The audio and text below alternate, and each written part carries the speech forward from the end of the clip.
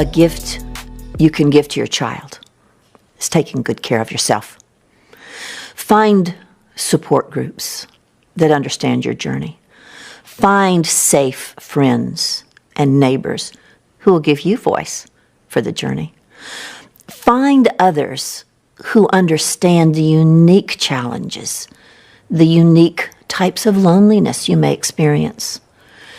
Find people who won't judge you if you have periods of depression or angst. Find people who understand. Try to find a little bit of time for yourself.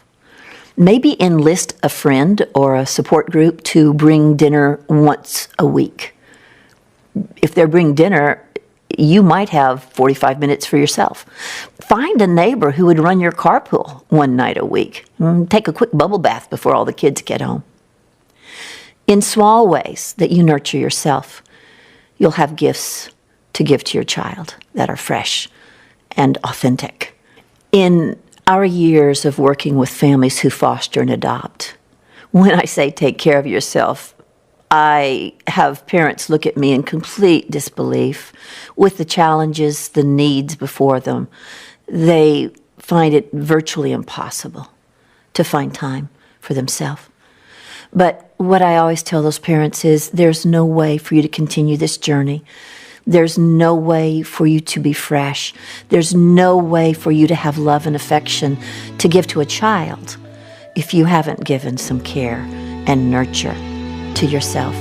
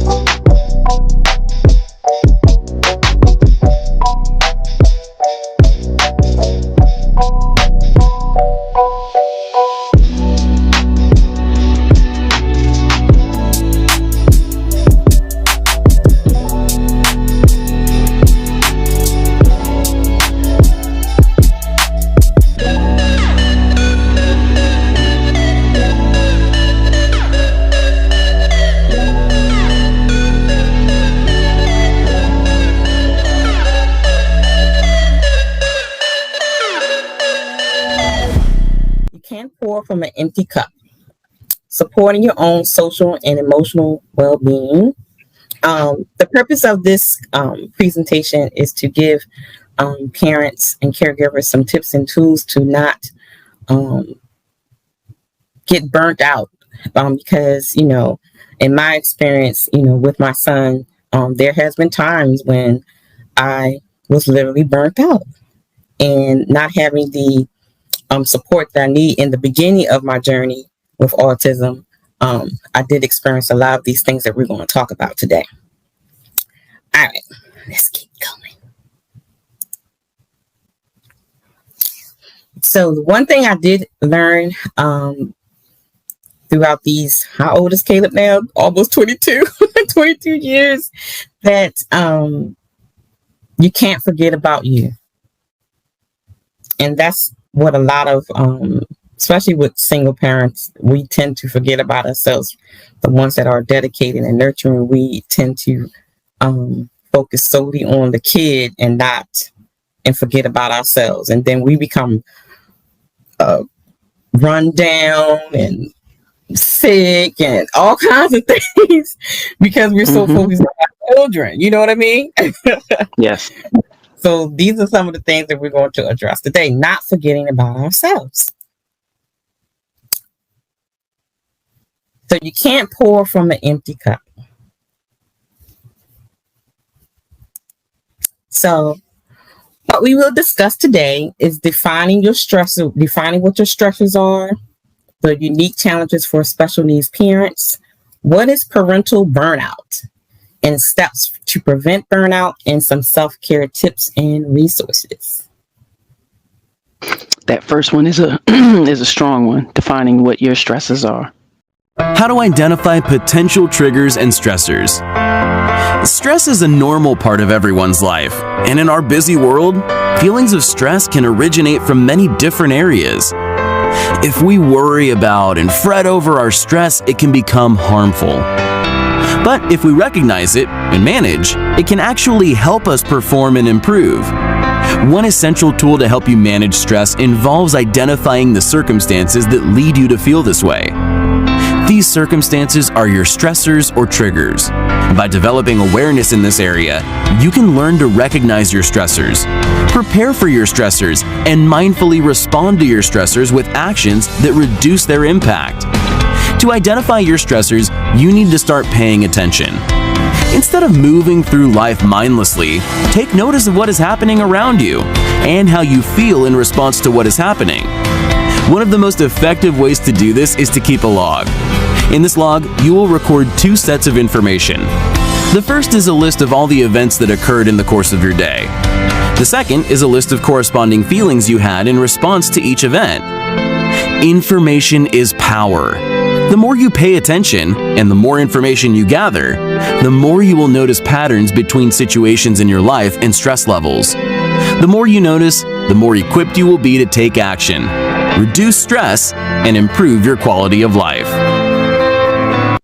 Yes, that's the big one. Really important. No. Right. We get so tunnel vision and we don't understand where we are and what's really the root cause of what's causing the stress, because we get so tunnel vision, you know what I mean? So yes. Let's define what are your stressors. Stressors is a stimulus that causes stress, that these can be external, an event, or internal, a memory. Example, your child has an overwhelmed in public places. Sort of like when a child has like an outburst or a tantrum in public places. Sit up, Joshua, sit up. This is your warning. I asked you to sit up. You did not sit up. Come with me. No!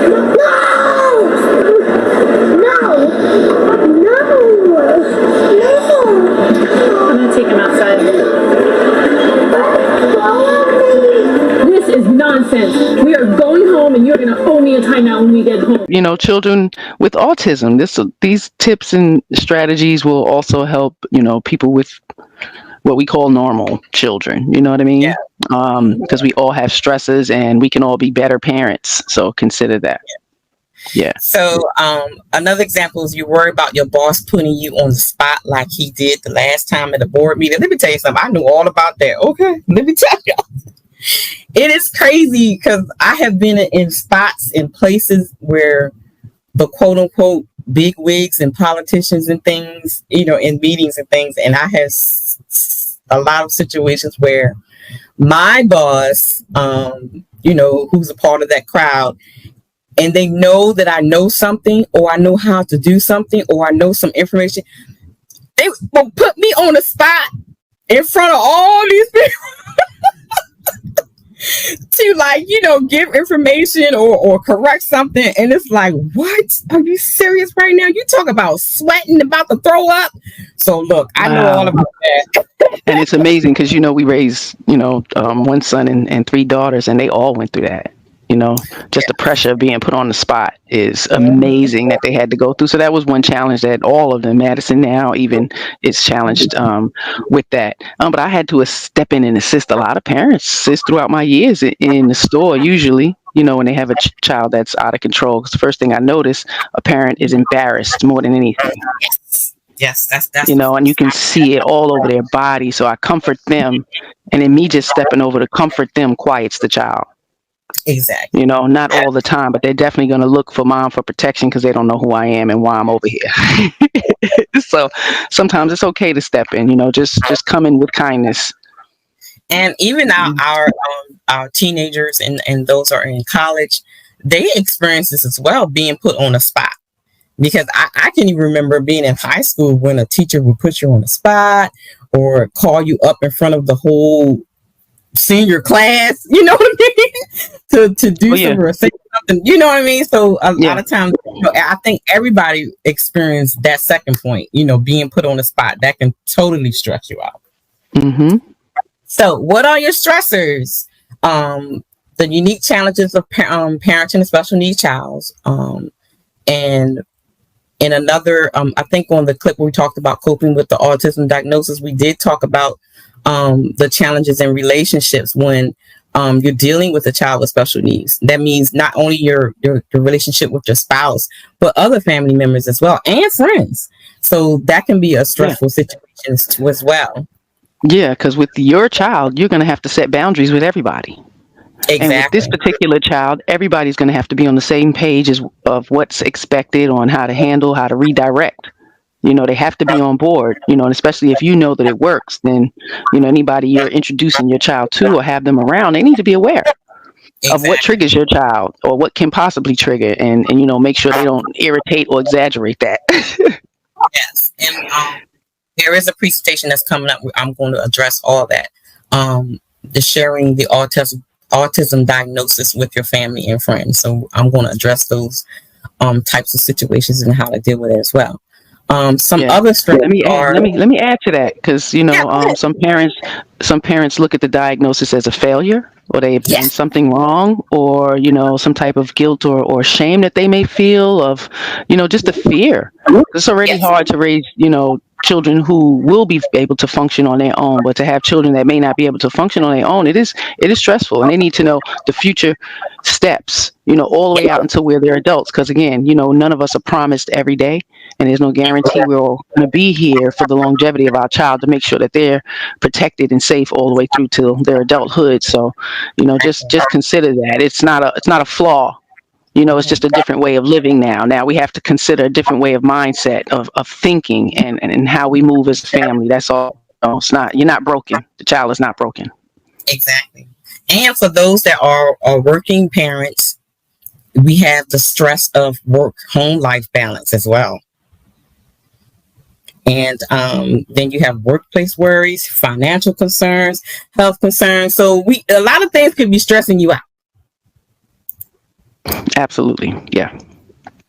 So identifying stressful triggers. It can be work, finances, physical health, trauma, helping your child with schooling, like what Ms. She said, going through those fractions.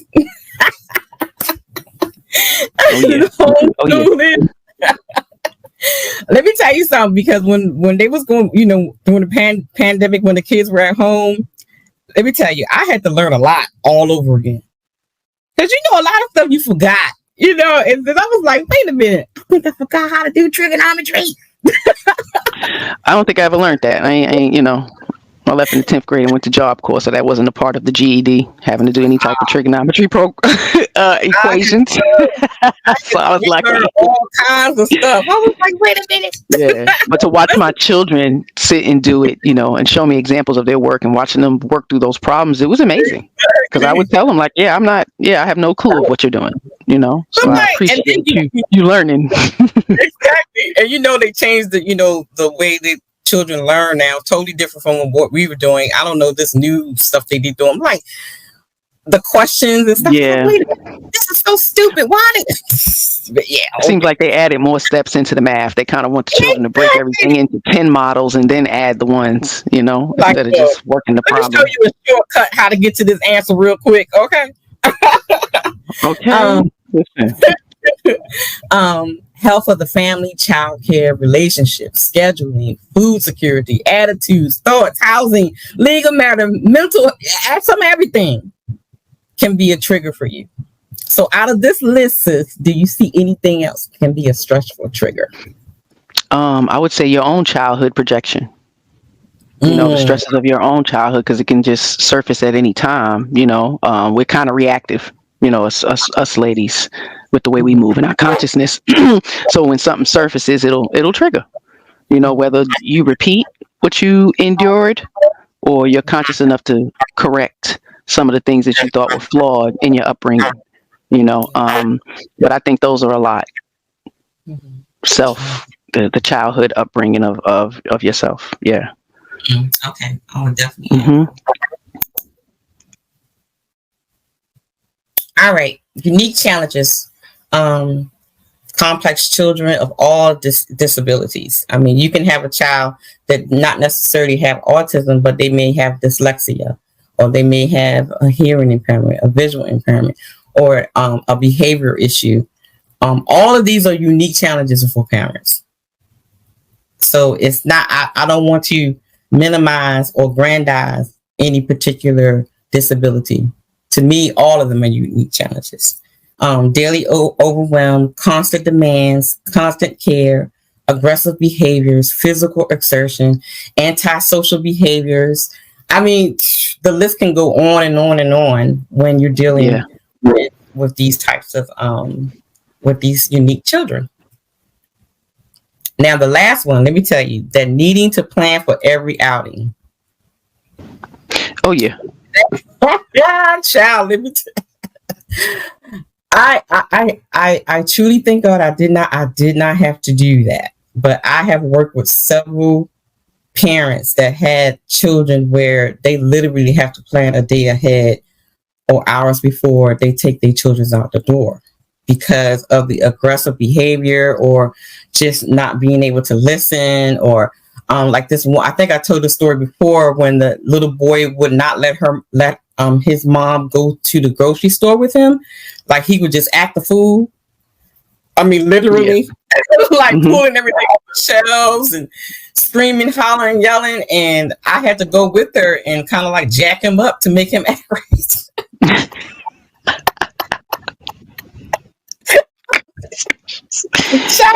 Oh, man. I had to put him in the corner in the freezer. Like, look, little boy, you don't sit your behind in this cart.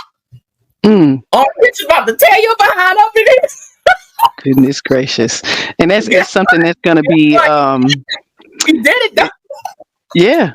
I mean, and some behaviors are, not able to change, and they're going to have to go through that process every time. The children are going to grow up and they're going to be 35, and, and it's some things that you're going to have to prepare for. I was lucky enough to, work with the ARC in Franklin County and Clinton County in New York for almost 8 years. So I had the pleasure of, handling and assisting your adult children, so I've had to experience a 45-year-old man who acted like a toddler.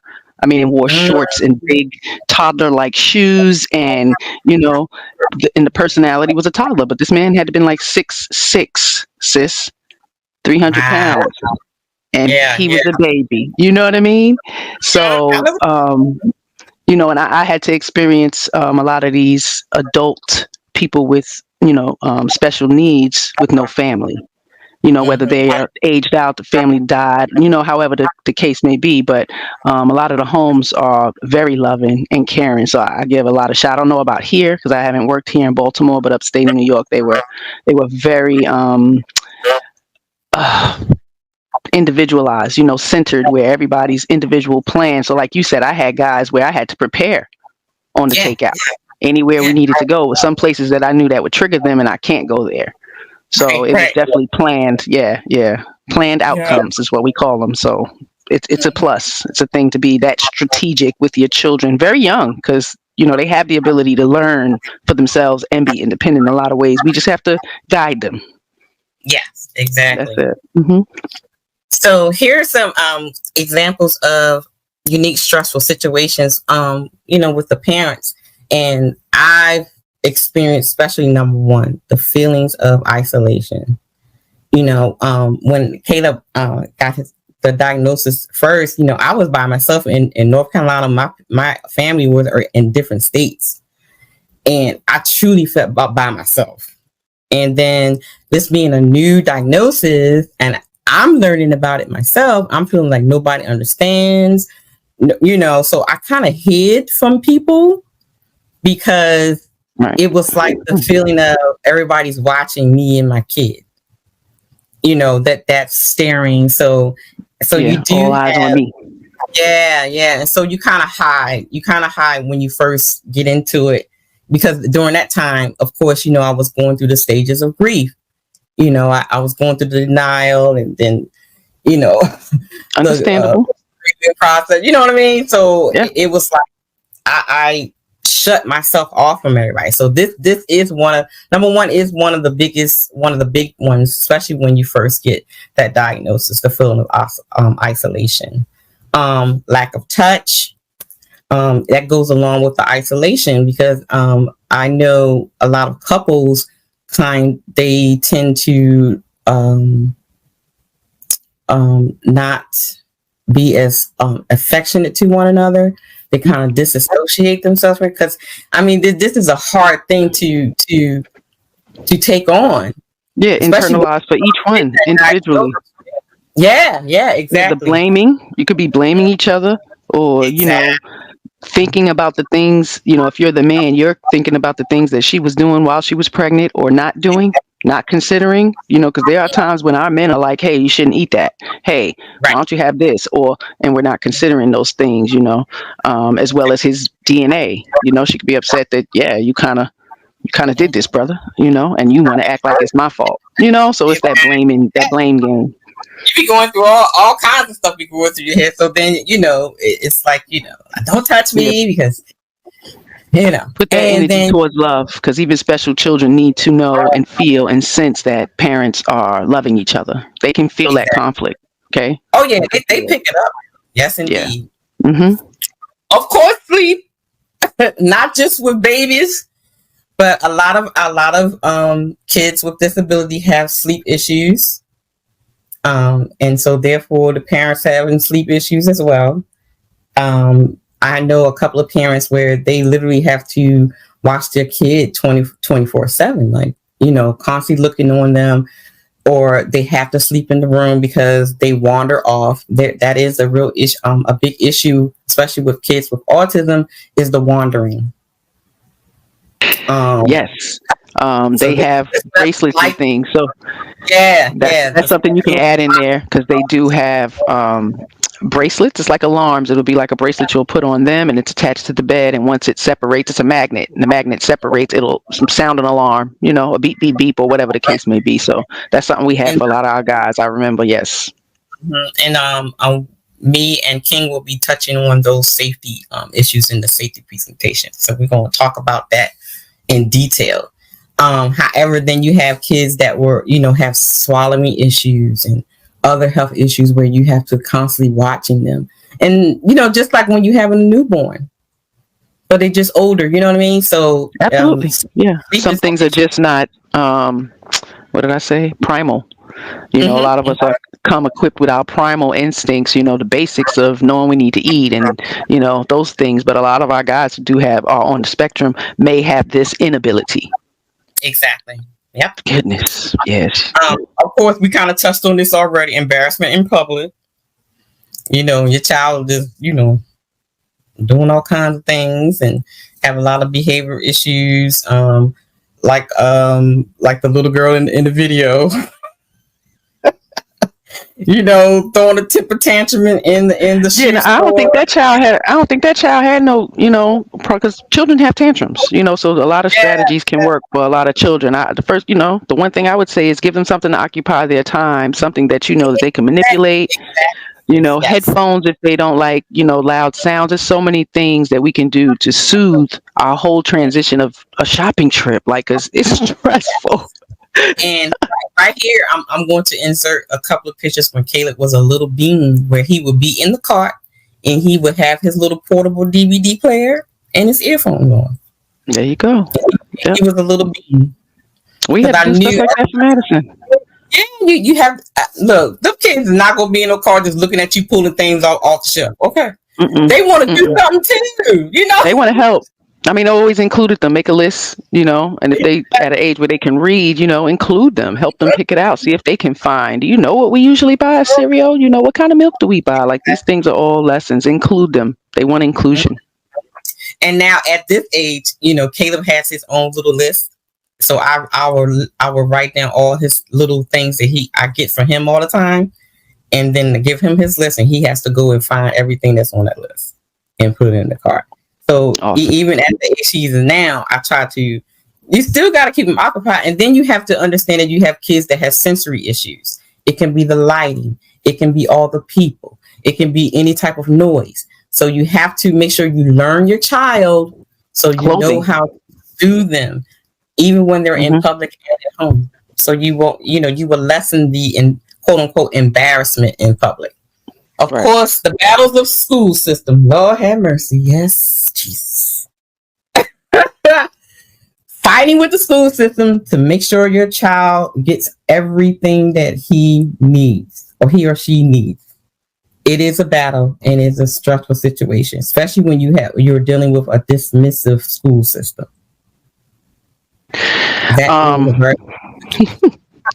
My advice on that. If they are nonverbal, I wouldn't send them. I don't know what script is forcing us with the idea that they have to be somewhere where they are tolerated and not nurtured and cared for properly. And there's no guarantee.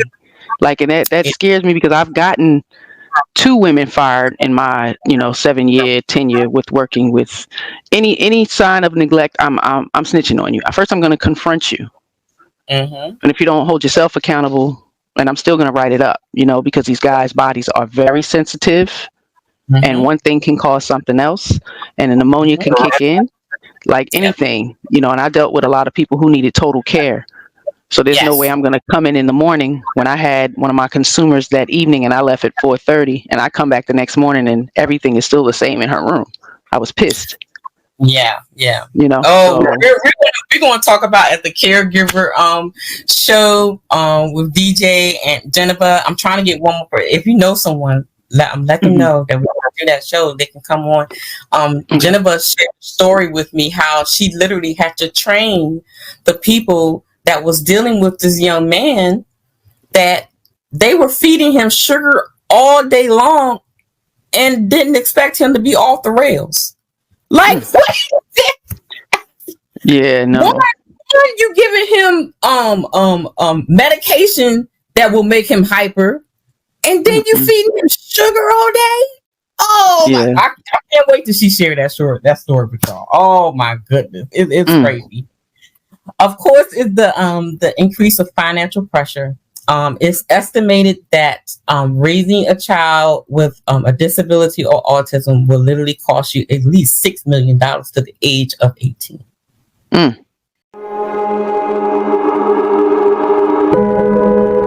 I've cried almost every night, wishing that it would get easier. I've had more panic attacks than I can count. We had over $17,000 worth of property damage to our home and cars, and we quit counting at that point. And it looks so different than what I thought it would. It's full time. It's 24/7. It's hard. Your heart never stops racing.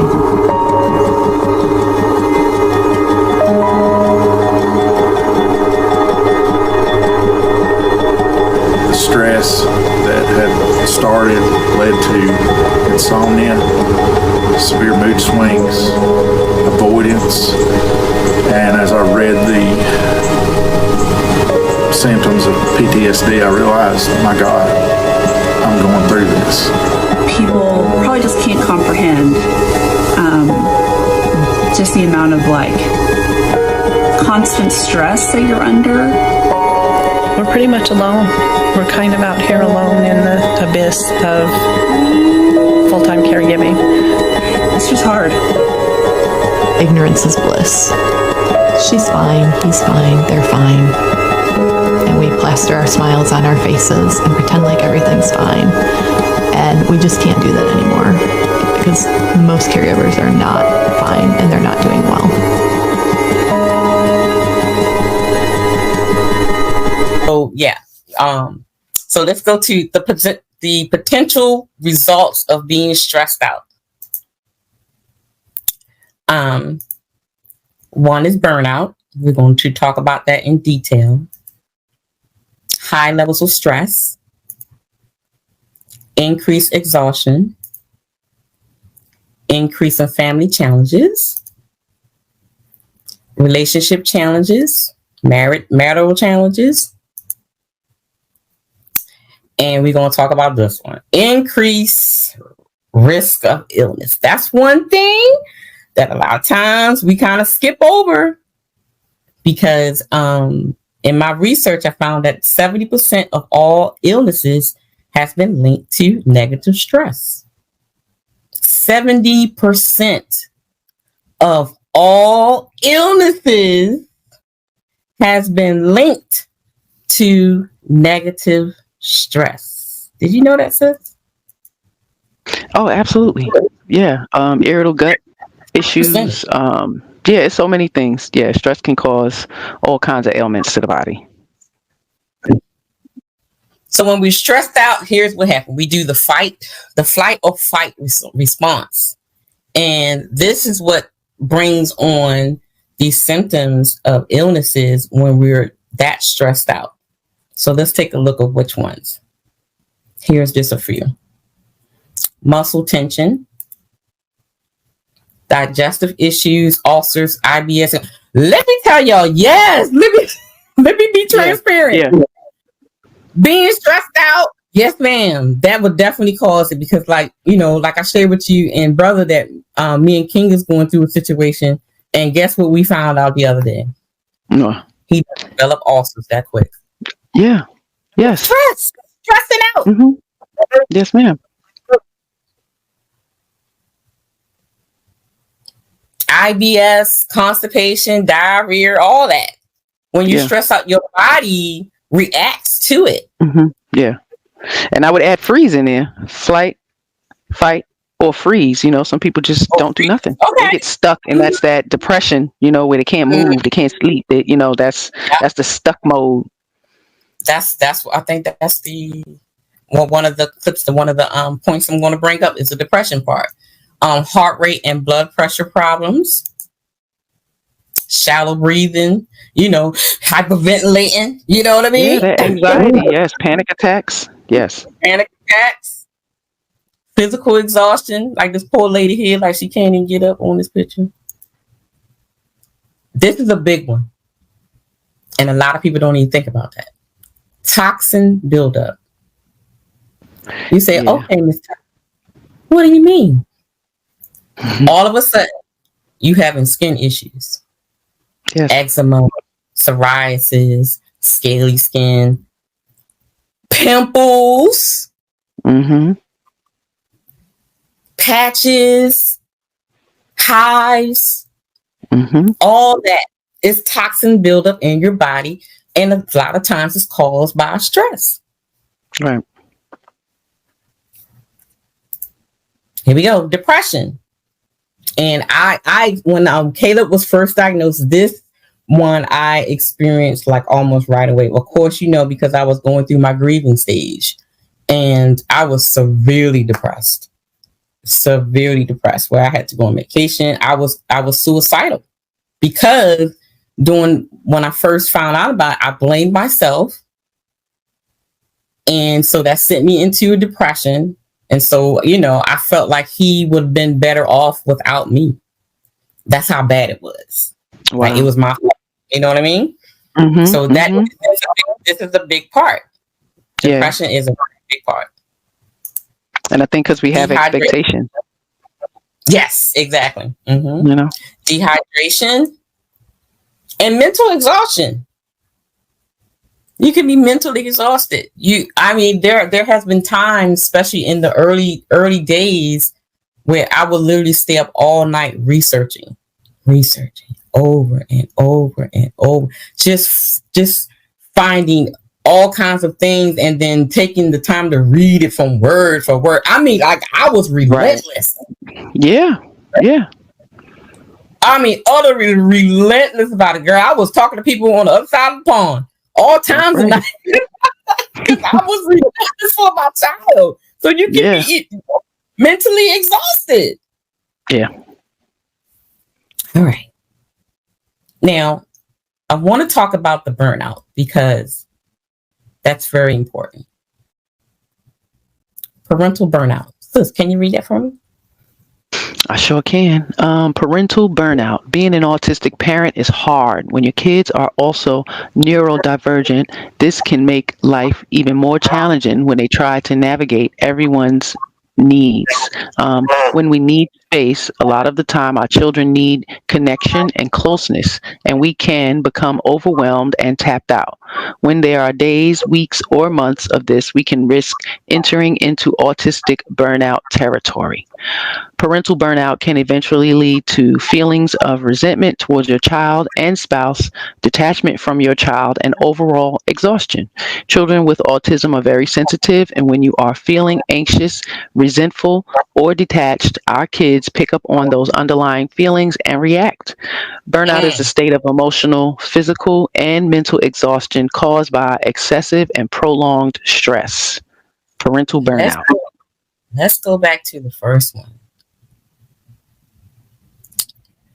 The times when because we have kids that are very, they can be clingy. They want to be up under you. You know what I mean? And then when you're trying to find just a moment to yourself, like I see a lot of the little TikToks when the women be like, I can't even take a poop by myself because here come the kid. The kid in the bathroom. I can't take a shower because here come the kid. You know what I mean? They everywhere. I can't do nothing. I gotta sneak off in the garage. And next thing you know, here they come. Yeah. That's a real thing.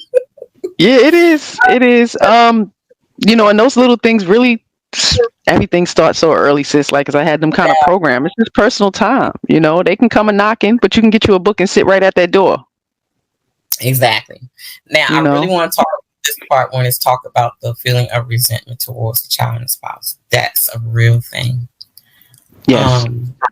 I've seen and worked with a lot of parents, and 9 times out of 10 is single parents, and or those parents that they can be married or whatever, or with the father or whatever, but they don't have that outside support.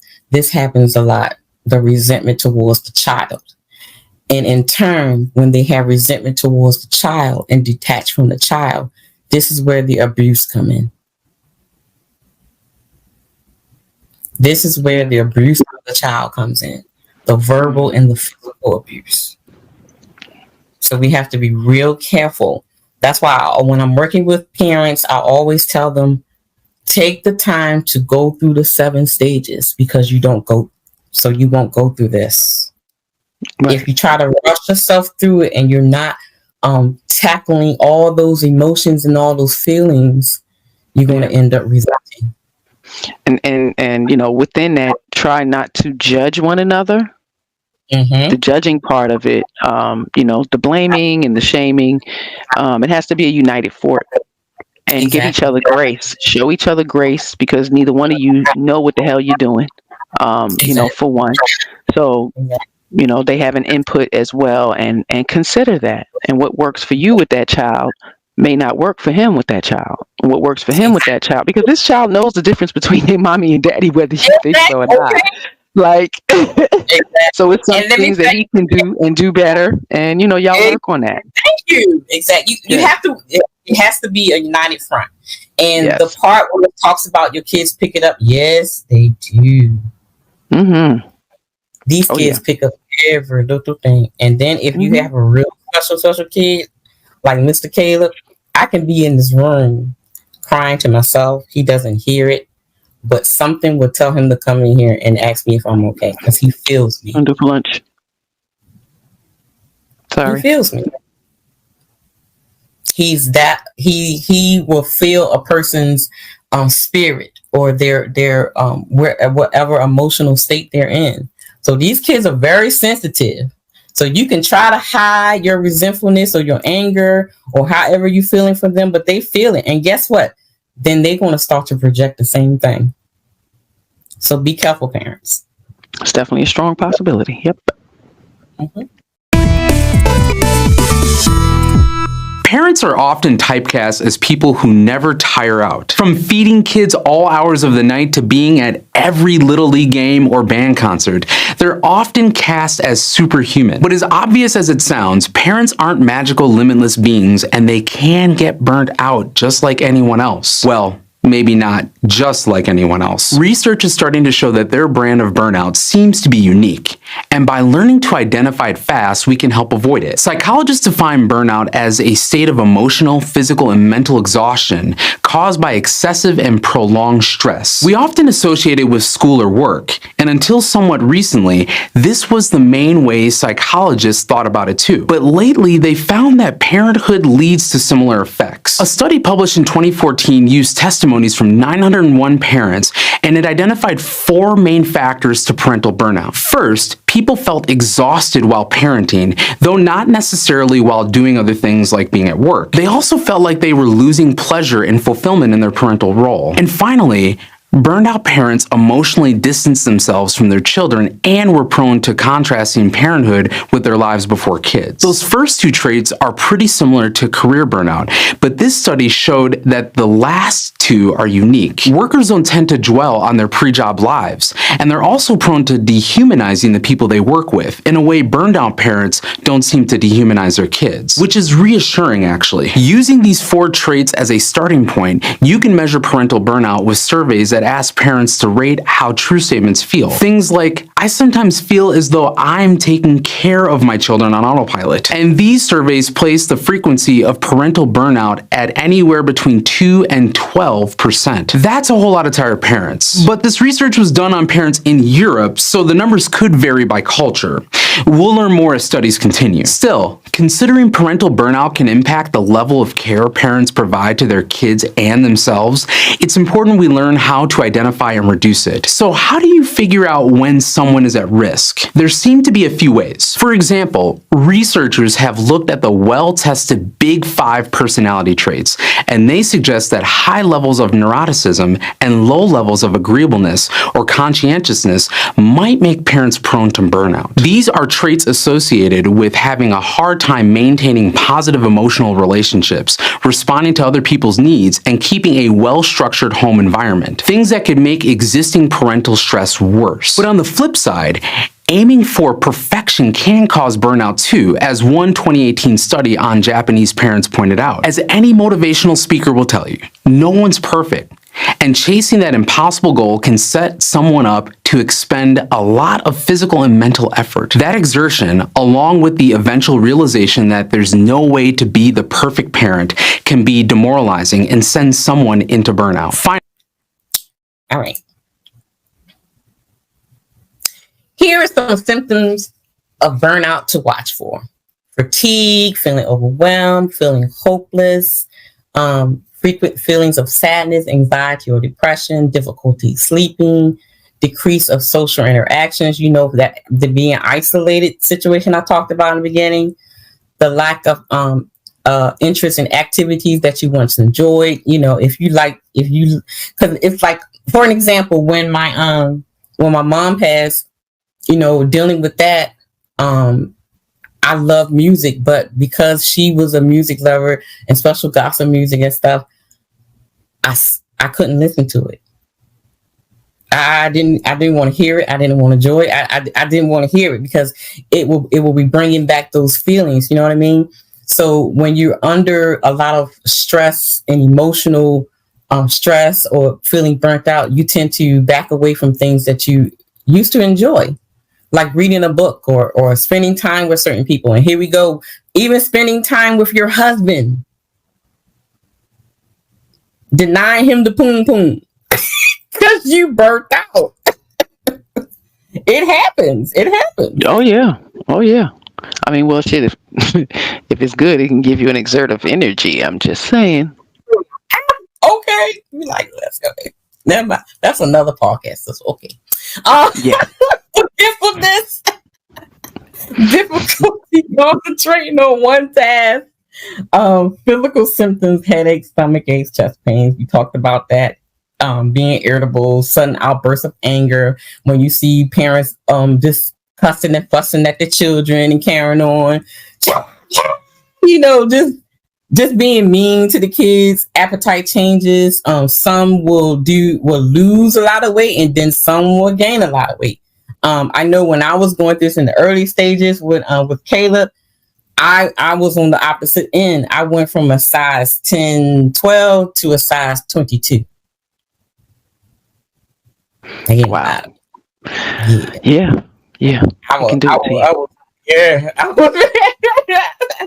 Thank God for deliverance. Okay. And role confusion. I mean, I had a little note because I wanted to talk about role confusion. So here is what role confusion means. Role confusion describes the difficulty some parents have separating from their roles as a parent, spouse, friend, or close companion. Role confusion often negatively impacts relationships and behavior over time, leading to long-term consequences for many. What do you think about that, sis? Role confusion. It's just a lot of control. There's no direct leadership. There's no who's in charge, who's going to make the most logical and best decision for the situation. It's not about who's right or who's wrong. It's about who can logically and financially, make the best decision that's going to give us the best outcome. So it definitely needs to be that. I see women want men to be emotionally driven and, nurturing like women, but it's unacceptable. We are different, and it should be respected and be allowed to, exhibit that the way they see fit, Yeah. And I think that's hard.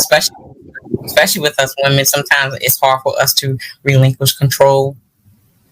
We get stuck with the mommy knows best phrase, or with the routine. Because if you have an already set routine, for him to come in and try to switch it up, Exactly. Again, that's the control, and stop it. Right. So here is my limit. It is not your fault. And here is something that a lot of parents are struggling with. They're blaming themselves. And this is one of the causes of being burnt out. First of all, I want you to know that if you're struggling with parenting your child in autistic burnout, it is not your fault. Parenting can be hard at the best of times, even when you are feeling well and have money and practical support to help you.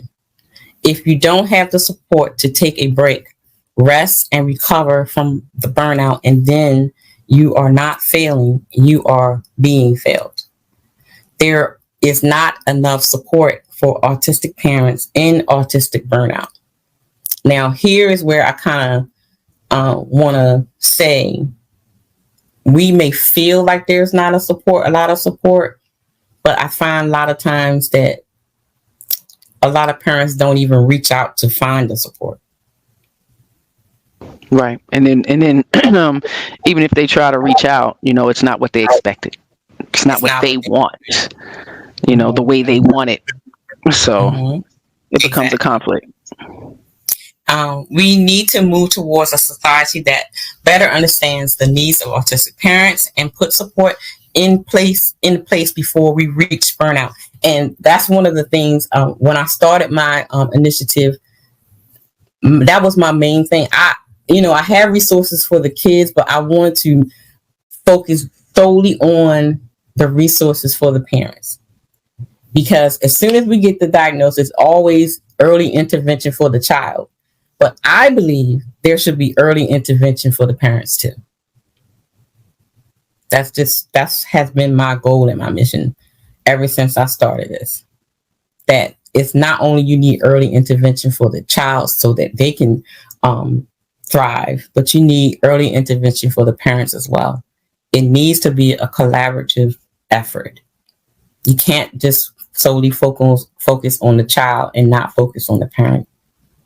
It's not going to work. Yeah. So in the meantime, I have some strategies and resources to help you now.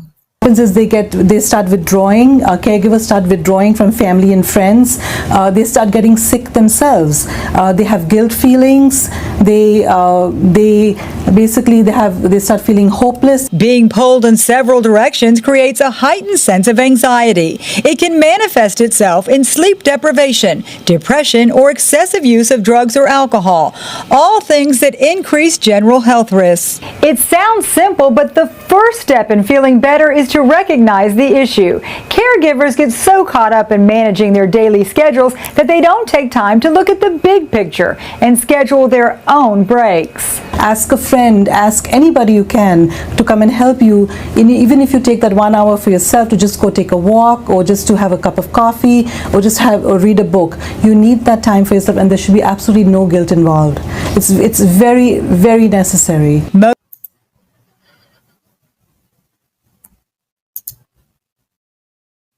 Let's see what I got. Steps to preventing caregiver burnout. First things first, educate yourself about autism. When experiencing challenges related to your child's condition, an established understanding helps you better to respond to your circumstances. That goes, if you educate yourself on the symptoms, if you educate yourself on all of the quirks that your child does, a lot of kids have like sensory issues and they stim or they have outbursts and things. The more you educate yourself on your child's circumstance, the better you'll be able to react to it and not get so frustrated. Because when you have the knowledge is power. And you use that power to adjust or react to the situation at hand. What you think about that, sis? Oh yeah, definitely knowledge is power. The more you know, the more confident you'll be. Exactly. So building that confidence with reading books is quite important. Exactly. So my next advice would be communicate your feelings. And that goes back to finding some type of support. And if you're in a marriage or, you're with the child's father or something like that, communicating with each other about what you're feeling, what's going on would definitely help to keep you from burnout. Because if you express to, say if you're like you and Mr. She says, you're going through something with Maddie and you express to him, what you're feeling and what the situation is, then he will be able to step in and kind of, taking that particular load off of you so you won't be burnt out. Yes, I absolutely agree with that. And that's why we need each other and be able to actively listen, because that person can step in and address that situation with the child, and that may help that child see things a little differently and change their behavior. So by confiding in someone you trust about how you feel and how you can more deeply understand your experience to ensure you have everything you need to feel better. So communication is key. You can't, and that's one thing I find with, within the communities that I work with, that we kind of hold things in because we feel like nobody understands it. And you could be talking to another autism mom, but if they child or because a lot of times when I'm talking to different parents and things, and then when they look at Caleb's journey, their journey is not the same as Caleb's journey, or Caleb doesn't act like their kid acts, so they feel like I don't understand.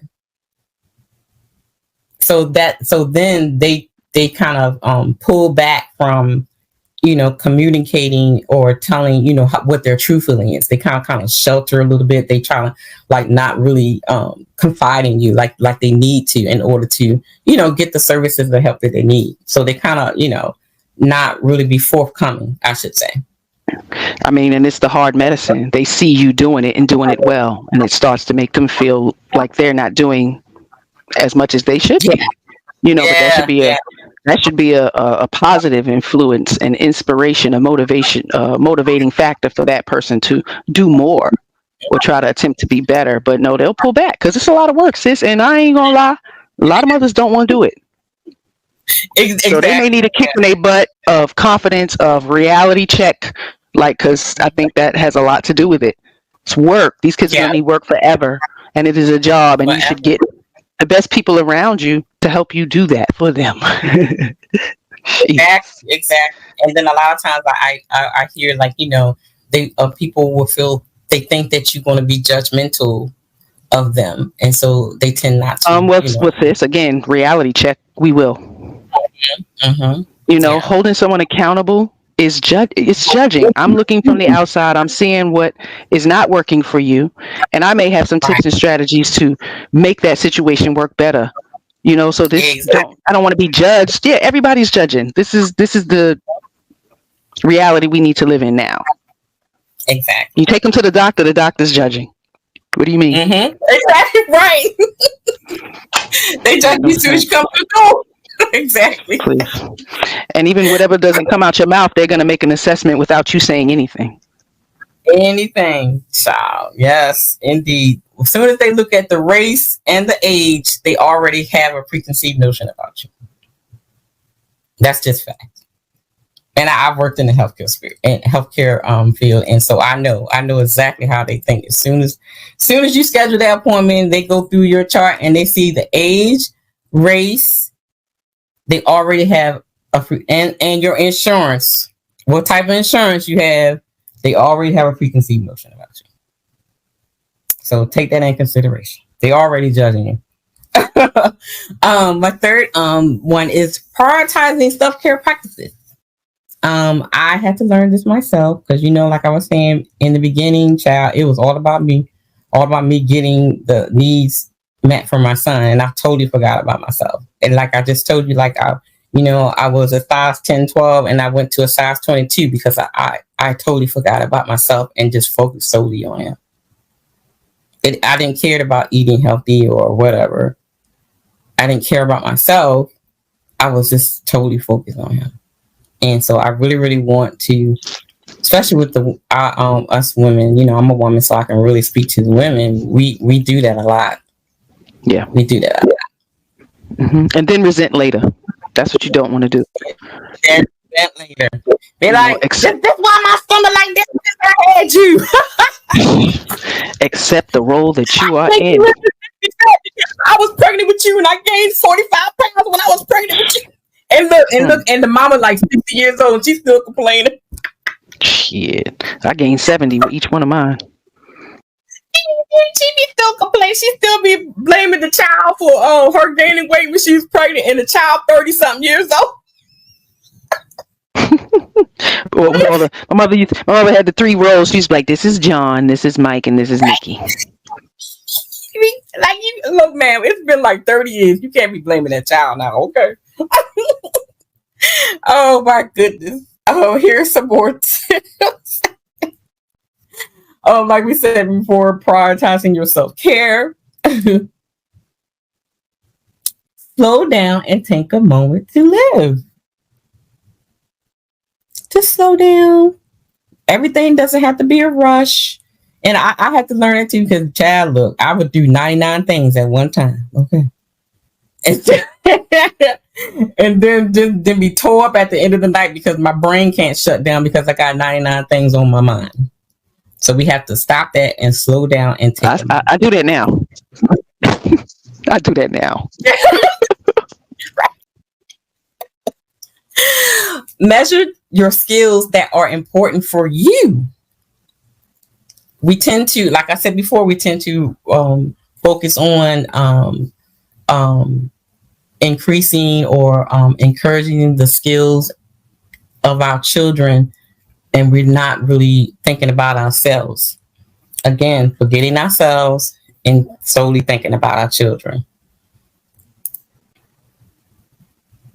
Turn those negative thoughts around and find the positive. That's very, very important because, you know, I've learned through this journey that, you know, you're going to have a lot of negative things come into your mind. Especially in the beginning, you're going to be thinking like, my child is never going to do this. My child's never going to do that.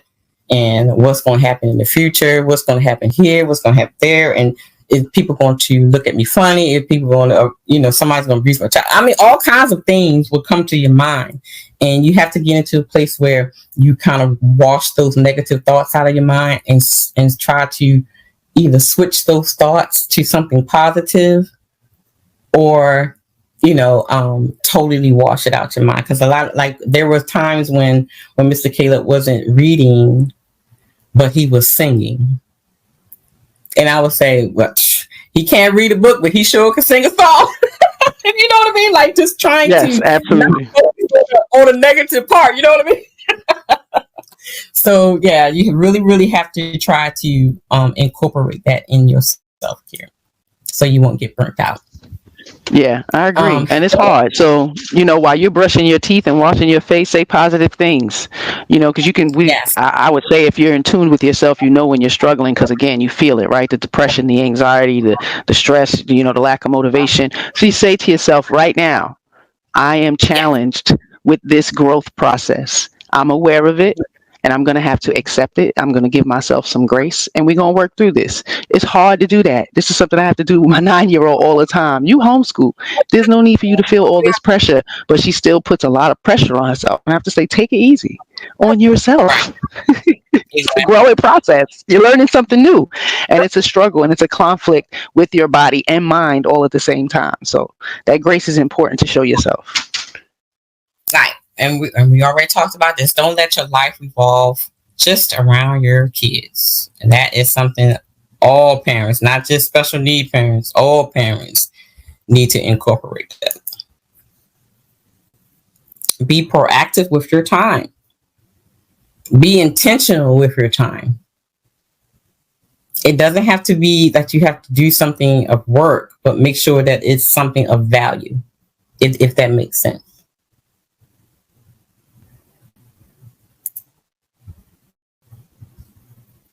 Be involved in your child's life outside of the house. Now, here's the big one, because it goes back to that isolation thing.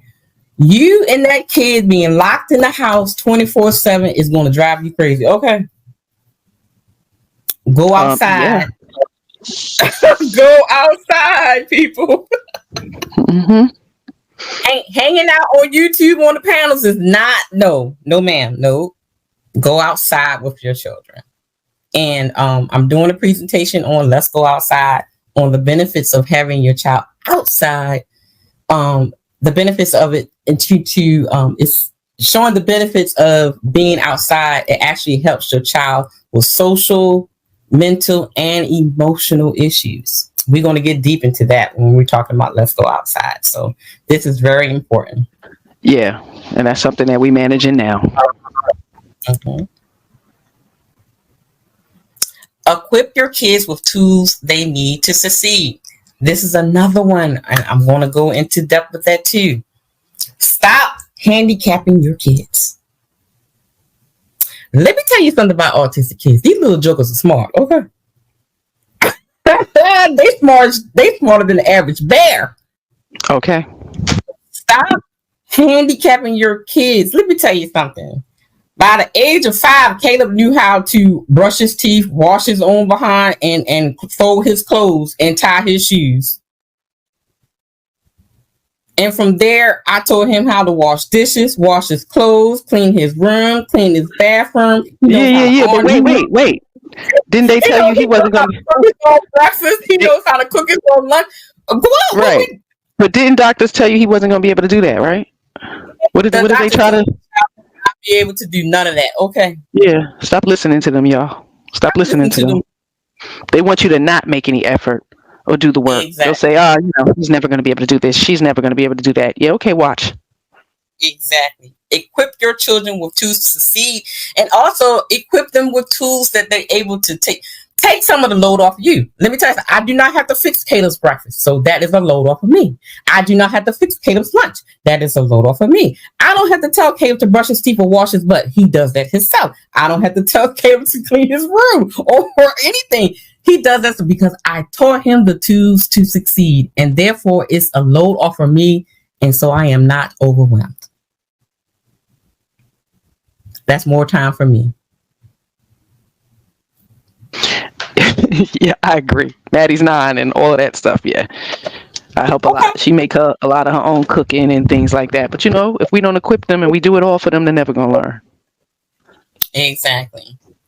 Find a mom friend who knows what you're going through. We talked about that. Finding support, finding a mom or somebody that you can relate to talk to. Yeah, she's not lying.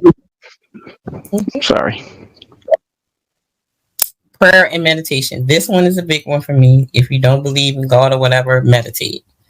But taking the time to connect spiritually does help. It does help. Don't want to get too much in it because then you be talking about the whole religious thing. I ain't trying to go that way. Not on this presentation. But just know whatever you believe or whatever type of spiritual thing that you practice, incorporate that into your life with your child as well. Because let me tell you something, Caleb will pray for you in a minute. Okay. Go, Caleb. Amen. Let me tell you something, Caleb will come in and lay hands on you and say, in the name of Jesus, amen. Okay.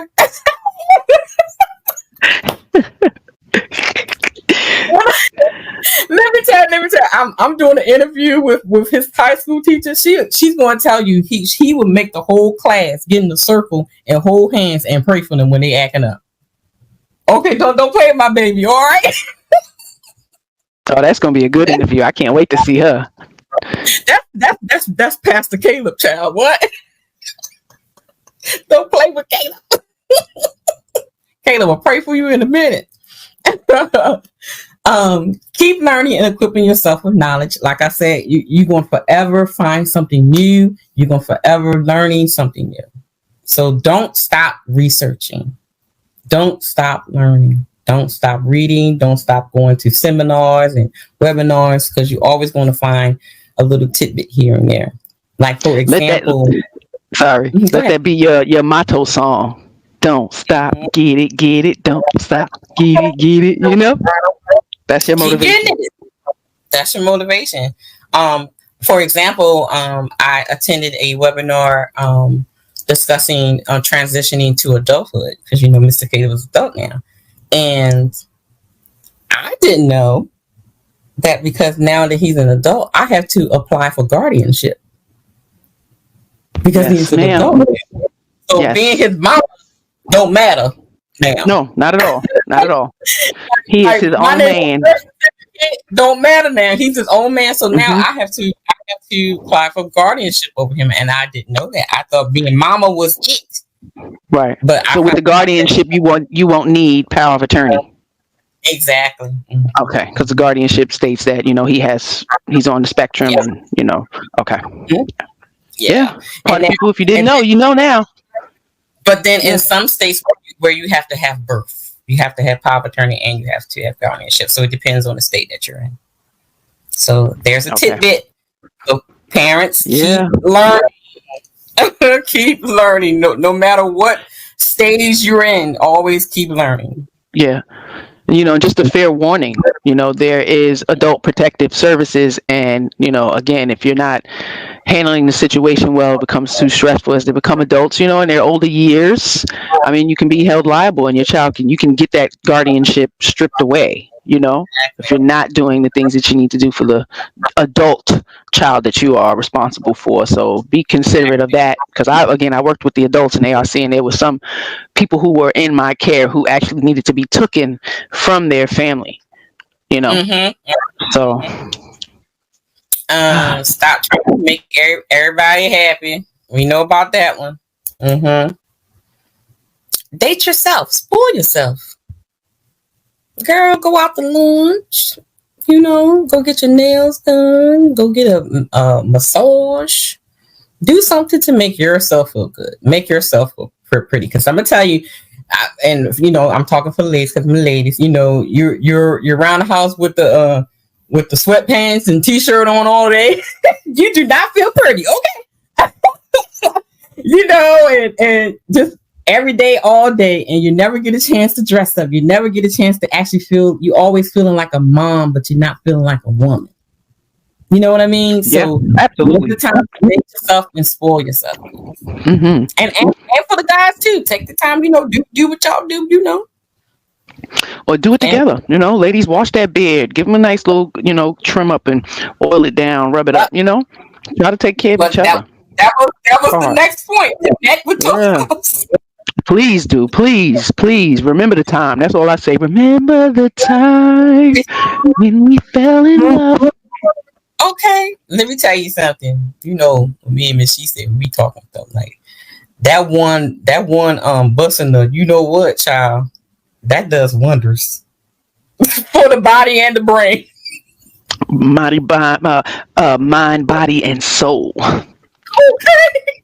Yeah, it's a motivating factor for me. I feel so refreshed. Thank you, baby. I needed that. I mean, gotta get there.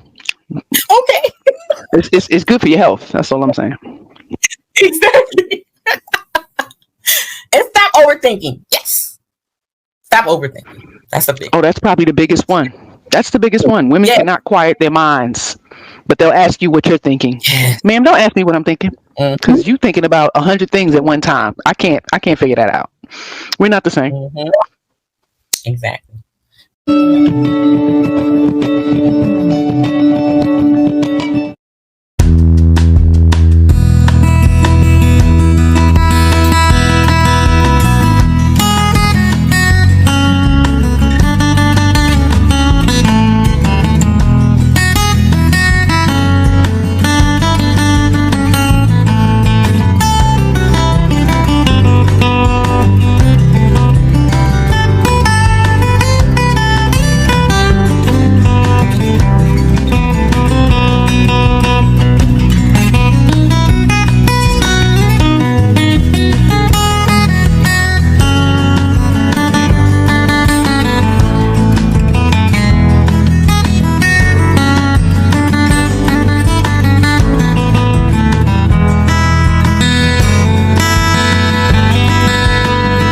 So number one, and this cannot be overstated, right? Prioritize sleep for everyone in the family.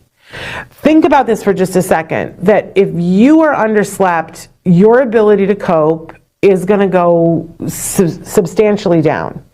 And when something happens, your stress response is going to go substantially up. Then the last one, okay, here's the big left turn that you weren't expecting. My last bit of advice is, and I should preface this with, if you have little ones, this is not a discussion for little ones to be around, but it's have safe consensual sex. And if you don't have anybody to do that with yourself.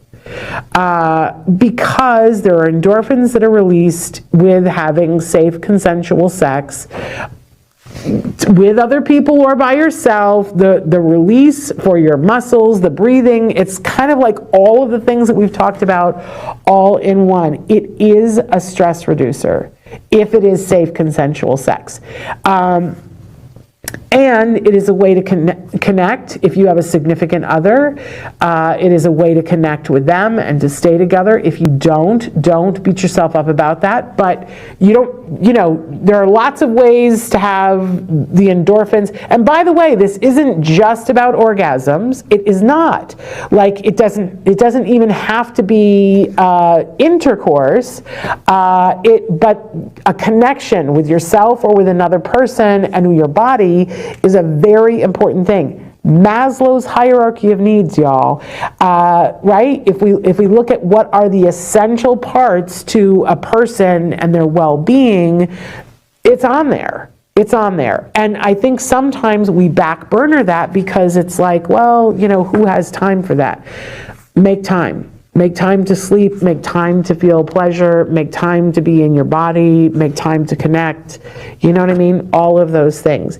And if you do, then, pick the ones on the list that are most readily available to you, that you're like, oh, that resonates with me, that makes sense. But work your way up to as many on the list of 10 as you possibly can, and then let us know how your stress level is doing. Take some time to take care of yourself. We have covered some prevention strategies in more detail in past videos to avoid stress, anxiety, burnout, and depression. So if you notice signs of those, don't delay in getting help. Here are 8 tips for caregivers. Give yourself credit for doing the best that you can at one of the toughest jobs that there is. Be as positive about the situation as you can be. Number 2, take care of yourself. You need to be strong enough for the journey. Mentally, that means you need to get away, whether that's an activity or in a book. Physically, that could be exercise, diet, healthy lifestyle, or a mix of all 3. As far as socially, don't go at it alone. Connect with others. Emotionally, you need to be able to have an outlet to express your feelings. And spiritually, prayer works. Number 3, caregiving is hard work, so take respite and other breaks often. Number 4, seek support from other caregivers.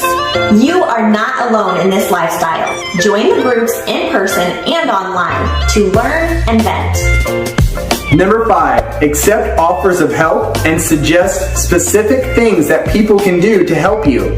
Ask. Be open to new ways of help and technologies that can help you care for your loved one. Please share in the comments below a technique that you employ that keeps you from being overwhelmed and helps you lighten the load. Number 6, you'll spend a lot of time at appointments, online researching, and talking to doctors. Learn how to communicate effectively with doctors to talk about the cause and effect of situations. Number 7, get organized with your medical information and legal documents. Have a binder prepared and a computer file so everything is up to date and easy to find. And finally, number 8, plan. Plan for today and plan for the future. We hope you enjoyed learning today about the many ways that caregivers can not only survive, but thrive. Caregivers are the emotional, physical, and mental support for someone who cannot perform in those areas on their own. We want to encourage you to know that you are not alone. We would love to send you a prayer cloth today to let you know that we believe in you and are praying with you. Philippians chapter 4, verses 6 and 7 says, "Do not be anxious or worried about anything. Pray in every situation. Pray and petition with thanksgiving. Present your requests to God. God will bless you with peace that no man can completely understand." So, I want to go over 7 types of rest. We know about the physical rest, yes. But here is one that I think all of us as parents struggle with. Mental rest. That overthinking, thinking about tomorrow, thinking about next week.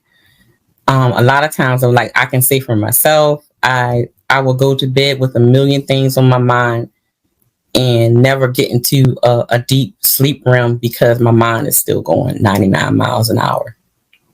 And you wake up tired and exhausted and you're thinking, Dad, didn't I just go to sleep? Why am I so tired? Because your mind was still going. So mental rest involves giving your mind a break. Turning off the TV when you're going to bed.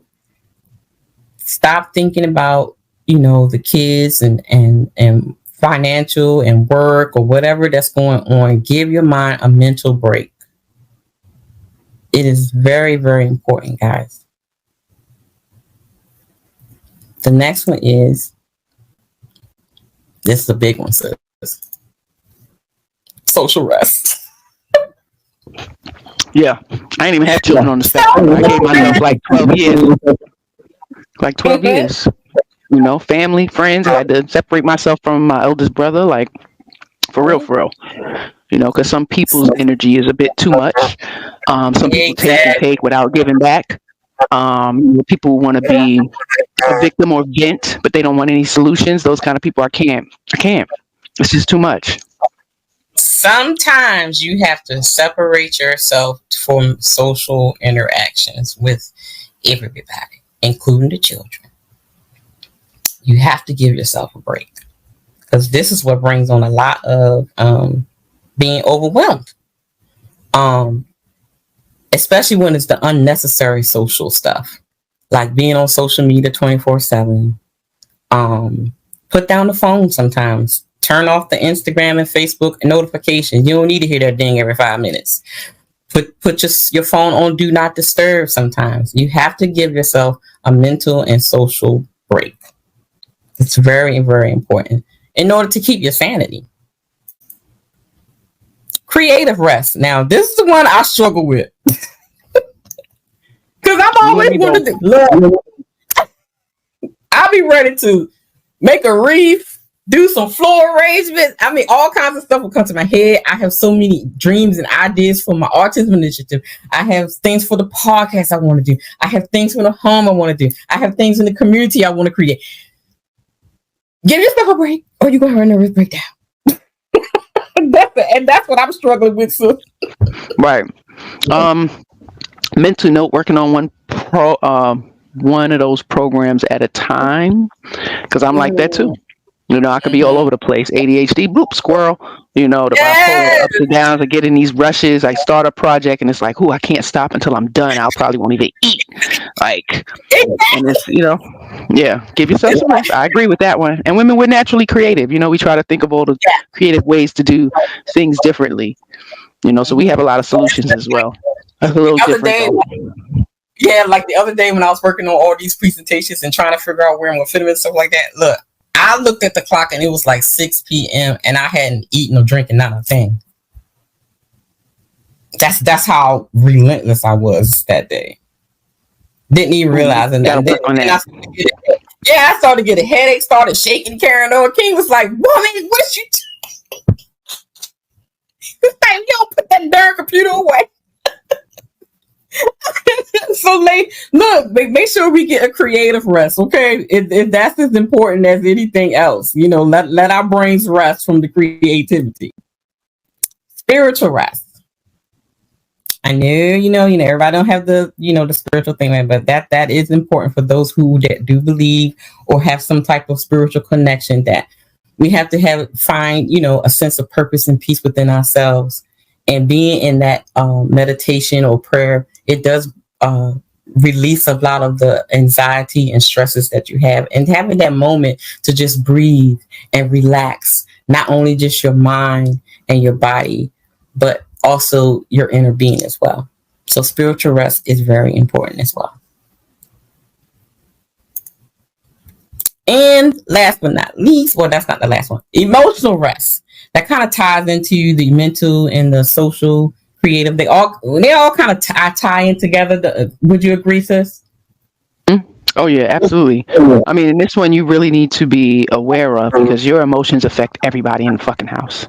And it can fluctuate so much throughout the day, throughout the week, throughout the month. We all know this, but women, we have a hard time accepting that accountability, but it is not okay for us to, have pour down, crying fits in front of our children without no resolve. So if you do that, they have to see the resolve. They have to see the solution you worked out, how you worked through that with positive reinforcement and thought, because it's going to happen. And like I said, we're raising 3 girls, so they watch me get overly overwhelmed and cry and all this stuff. But I never wanted them to look at me as a victim, or I'm trying to play a victim role. But I would make them aware that I'm struggling right now in this moment of growth, but I'm going to work through it in this way. I'm going to create positivity for myself, maybe find a different outlet, show myself grace, just all of those things. They really need to understand that, because we don't want them to continue to have the tantrums. So if they see you work through things, try to learn to work through things as well. And that's a hard one for us, because we've been allowed to misbehave or be mean or, be depressed and down, every month since we've gotten our menstruals, you know what I mean? In most houses. So it's become some type of a manipulating tool for some of us, and I understand. I'm not saying I'm not empathetic to women and our pains and stuff like that, but man, we got to suck it up. Some things you're going to have to suck up. Exactly. So, yeah. Yeah. I agree. Now, here's one that a lot of people don't think about, and I find it very interesting: sensory rest. Now, especially in the autism community, we always focus on our kids having sensory sensitivities, but we don't think about our own. We as well have can be have sensory overload. So here's the time that when you're feeling these types of feelings, and you're like, dealing with your day-to-day activities, and you're feeling overwhelmed, overload with the sounds, the lights, the crying, the screaming, the yelling, the whatever the child is experiencing, and that can cause you to have a sensory overload. So it's important that you take the time to have some relaxation. Listening to calm music, going outside, just, out in nature, taking a hot bath to kind of desensitize, yourself from you being having sensory overload as well. So here are some things I would like for you guys to consider. Respite care. This is one of the things that I find a lot of people in the Black community, or we would say color community, the Black and brown community, they do not utilize this, because I think one of the reasons because we don't trust people. Okay. you don't trust too many people, which you can't. We have these fears that that something's bad is going to happen. We see it in the news, like even recently, we see in the news so many times, and when your child is being, not treated the way, they should during this time. However, there are different types of respite care. Respite care is a short-term care that relieves primary caregivers of their duties for a predetermined period. Services can range from a few hours or a few weeks. So it depends on, what type of care you're looking for. You can do it in home, or you can take your child to a facility. They're supposed to be certified professionals there that we're able to help with every child on the spectrum. So make sure that you vet the facility. If you take them to a facility, vet the facility very, very well. And even if you're having someone come into the home, it's very important to vet, get references, look this person up, do a background check, do a police report, all that before you put your child in somebody else's hands. Yes. I agree. And what is so surprising is that you could even not even hire a professional, but if you have a family member or a friend that knows your child, knows their quirks and their behaviors and things, get them to watch your kid for a couple of hours and so that you can have some time to yourself. Yeah, I used to work for care.com. I don't know if you know that website. Yeah, I know about they got more extensive now, but many years ago I worked for care.com, and I got a couple of my consumers off of there. And of course the parents vetted me. My last consumer was Laurel, and at the time she was maybe like 38, so we weren't too far apart. I'm only a couple of years older than her. Lived on her own, so they sought me out. They vetted me, they vetted my family. I remember we went to Adirondacks. They live in Portland now, but she was highly functional, and yeah, she's absolutely our, my husband just say she's our family now. A little 20 hours a week, and she made her schedule. She would call me and let me know what days, that she would possibly need me. We would work it out, you know, and things like that. But I think those are great outlets. And like you said, Yes. the Medicare is including family members to care for family, so they can actually get a check, you know, to do that, you know, and it help with getting them outside because it costs money to go everywhere, gas and listen. And it's crazy, like, you know, when I was in New Orleans, I had the gym that I used to I had a membership to. It was, I wouldn't even call it a gym. It was like a country club, child. Had some of everything in the restaurant, all that kind of stuff in there. But they had a separate building, was like a mini Chuck E. Cheese. They had the arcade part. They had the part with the gym thing with the balls and all that kind of stuff. They had the room with the art with the what's that thing that you can play like you hitting the bowling ball and all. What's the things you put the glasses on and stuff? What's that stuff? What do they call that? Pinball, virtual room and all that kind of stuff. Paintball? And no. You put the goggles on and you look virtual world or something like that, and you playing the games and you actually standing up and you feel like you're inside or whatever. That's still like the virtual classes and stuff. And they had their own baby boxes, huh? Yeah. So you actually drop your kid off, and they even had a baby center with, you know, with for the newborns and babies and stuff.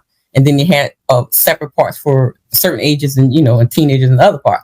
You could drop your kid off, go shopping, and come back and get him, or go inside and work out, or take one of the working out class. They had a massage person in there. You can get your head done, or just go eat. But just know that your kid was taken care of. You know what I mean? So if places like that, it's always something that you can do to just get a break and not have to like be on 10 worrying about your kid. And you know, so there are resources. You still will.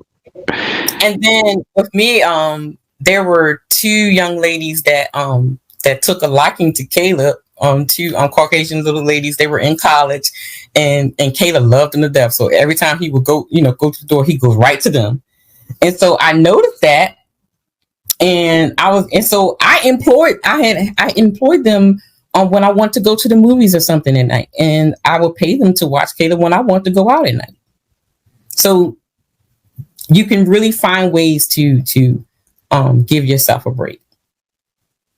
And you know, we know a couple people here. I know one woman, she has 2 kids. I think her son is autistic. They come to the book bag thing, and you know, some of the things we put together, you know, they come out. But I've always extended that, you know, welcomeness to her, and she's yet to call me. You know, like I said, I got a park right behind my house. So some people, I don't know if they're just a little intimidated, or, you know, like you said, they see that you're doing so well, they may feel like they can't do their best, or you're going to look to them to do their best and don't want that accountability. You know, so it's a lot of different things entwined in there. So just consider the child. That's my biggest thing. Consider all outlets for that child. And you know, nowadays it's that whole "you can't tell me what to do" syndrome these young people got nowadays. So of course, I can't tell you what to do, but I can suggest. You know, who are you? And you, well, you know, that kind of thing. So you know, you have those. Gemma Buckley from Anglicare Southern Queensland. Gemma, thank you for joining us. What do we do when something like this happens? Respite care is really important for a carer to access, to give themselves time to rest, recuperate and take care of themselves. So there's a variety of respite options available, through to a couple of hours in your own home or a day centre, through to overnight respite in a home-like environment, to a couple of weeks at a residential facility. Gemma, how hard is it for someone to say, look, I need to take a break?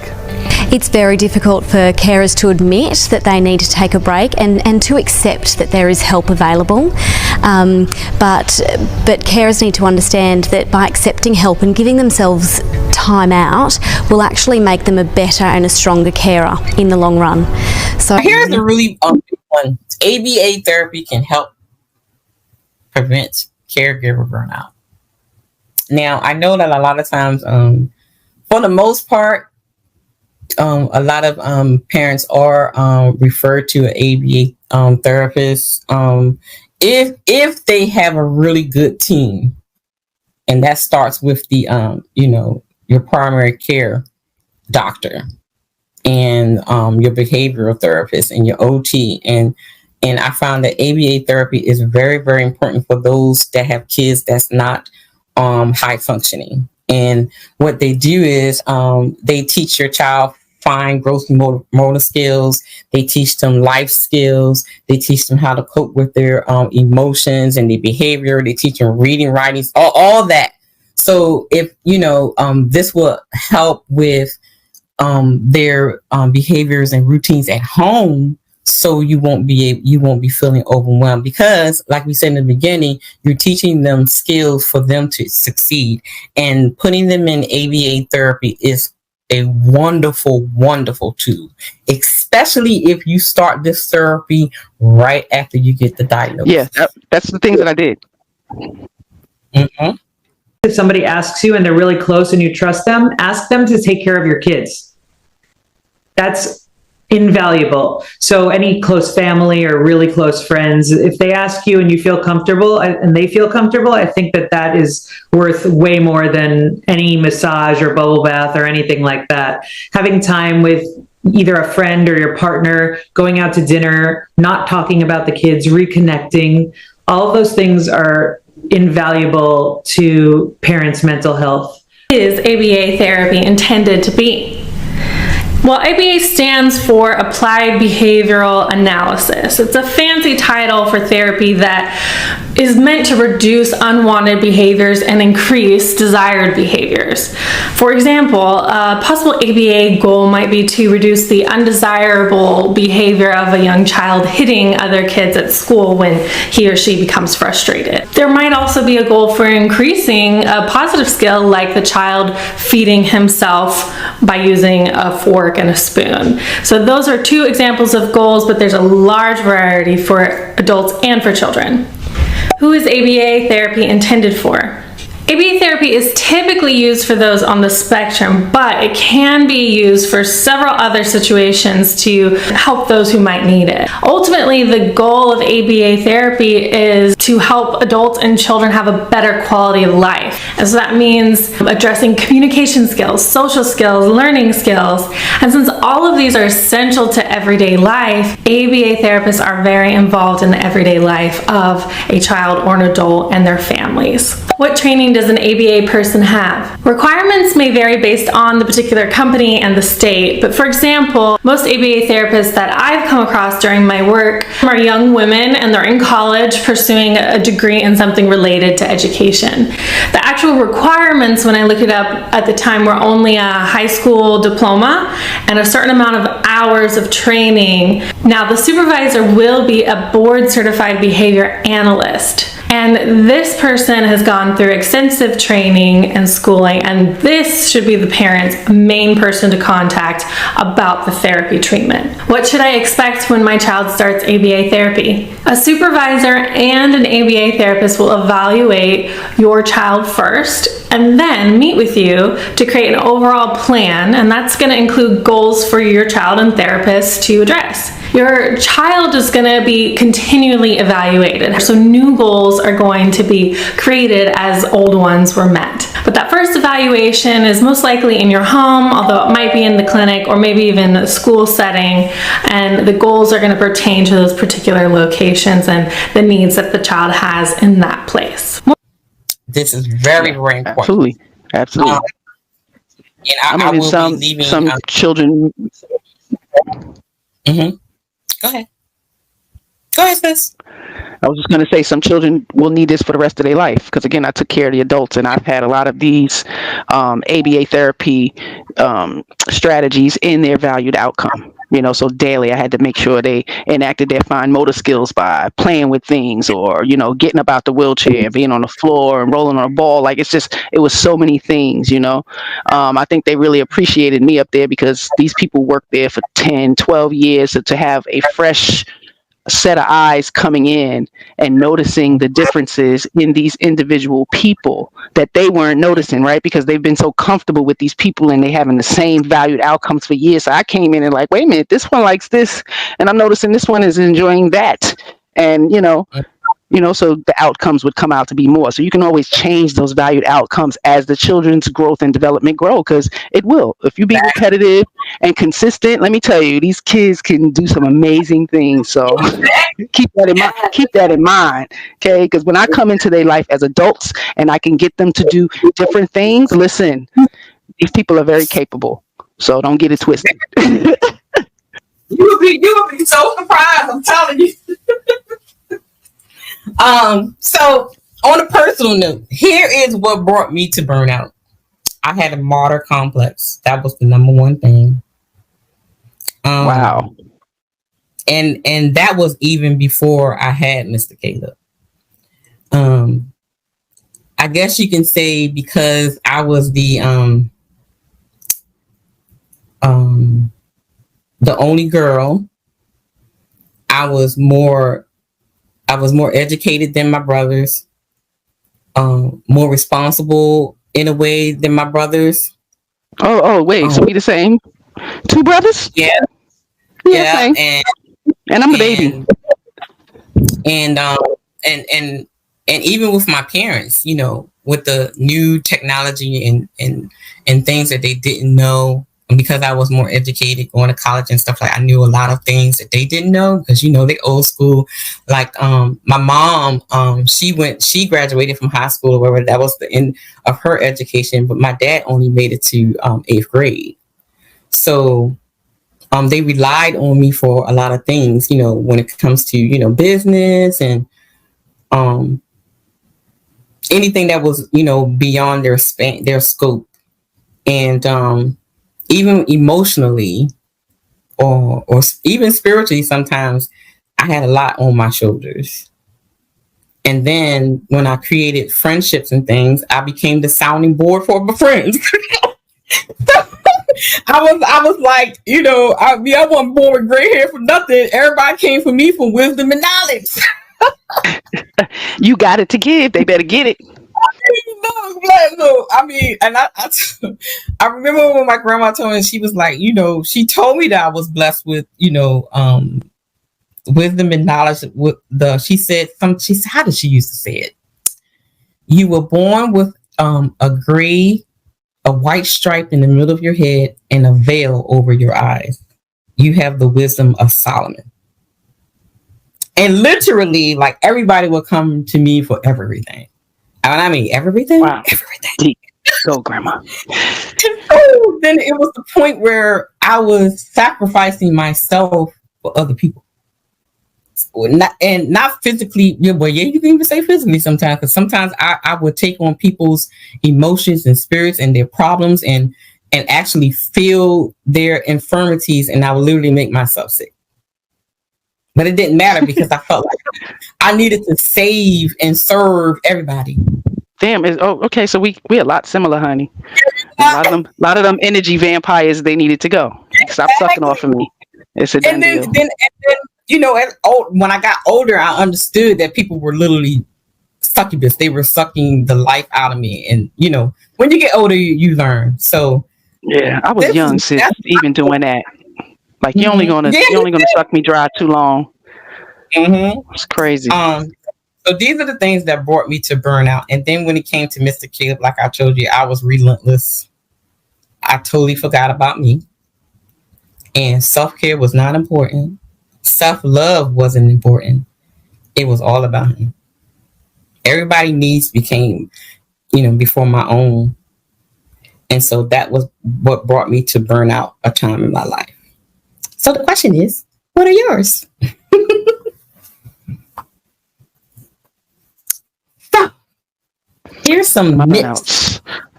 Yeah, what are your burnouts? Like you said, giving. I'm just lucky to acquire a family that gives back. There's times where people get, they get complacent, and everybody gets on, comfortable mode. They on cruise control and shit, and they might need to be snapped back. So and it happens. But I would have to say, let's not be reactive, because when we're reactive, we're screaming, we're yelling, we're over emotional. Now it's like, oh my God, I'm not getting what I want. But my consciousness brings me back to, I chose this life, and there's going to be times where I'm uncomfortable in it, but I'm going to have to push through, because where I'm going, I'm living in reality. So, I try not to, like you said, take that time for yourself. And my time is simple. I need water. We're water signs. I need water. I need a pool. I need a shower. I need, those simple reliefs. Because I don't want to not be around my family. I don't want to, like you said, that part of getting into the depression, feeling like we're over giving to the point of I'm not getting back. But again, I'm lucky to not have that, but I have throughout the years. There's been little incidents where I'm just over giving, and it's like, where's it at? But just having that conversation will hopefully bring, the family back to reality, right? Because if it's not that happy wife, happy life, but happy spouse, happy house. So I do say, if a woman is unhappy, it's kind of hard to raise happy children, especially happy daughters. So we have to be considerate of our own emotions, and like you said, the burnout, and try to refresh ourselves some kind of way. Right, because like we said in the beginning, they feel us, they feed on us, so they pick it up. So then they start to emulate the same feelings and emotions and actions as we do. So here is some of the myths that we tend to put on ourselves. Putting myself first is just wrong. Or I can't afford to pamper myself. Let me tell you something. I can't afford to pamper myself. Let me tell you something, girl. Look, go to the dollar store and get you some Calgon and pour you a nice hot steaming bath and pour that Calgon in there and just lay back and light one of the little Dollar Tree candles and put some music on and just lay back in that tub. Baby, you can pamper yourself on a dime. Okay? So that is a myth. Yeah. You don't gotta go to a spa. Baby, create you a spa right in your bathroom. I say we can play tag in a relationship. Let's get this coconut oil, get this nice full body massage going on. I do you, you do me. Okay. Get your husband to give you a little a little pedicure, and let watch him paint your toes, and do some other things after he paint your toes. Sure. Well, mine ain't doing that. He a man. He don't eat noodles. He ain't doing that. You not gonna paint your toes? Nah, he not painting my toes. Nah, he'll give me a full rub down, all that other stuff. But he said I'm not a girl. Damn it, I don't do those things. Yeah, he's not gonna let his daughters put makeup on his face. No. I didn't say put it on him. I said put it on your toes. Yeah, he don't know how to do that. He is not skilled in that way. But he sure can use them hands. I'm just saying. I'm just saying. He loved to watch me do it, though. Put them legs up and put that polish on them toes. Yeah. Okay. Because when you flexible, I'm just saying. Thank God for yoga and Pilates.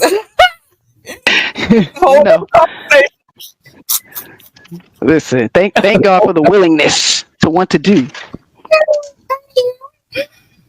You learn a lot how flexible you are.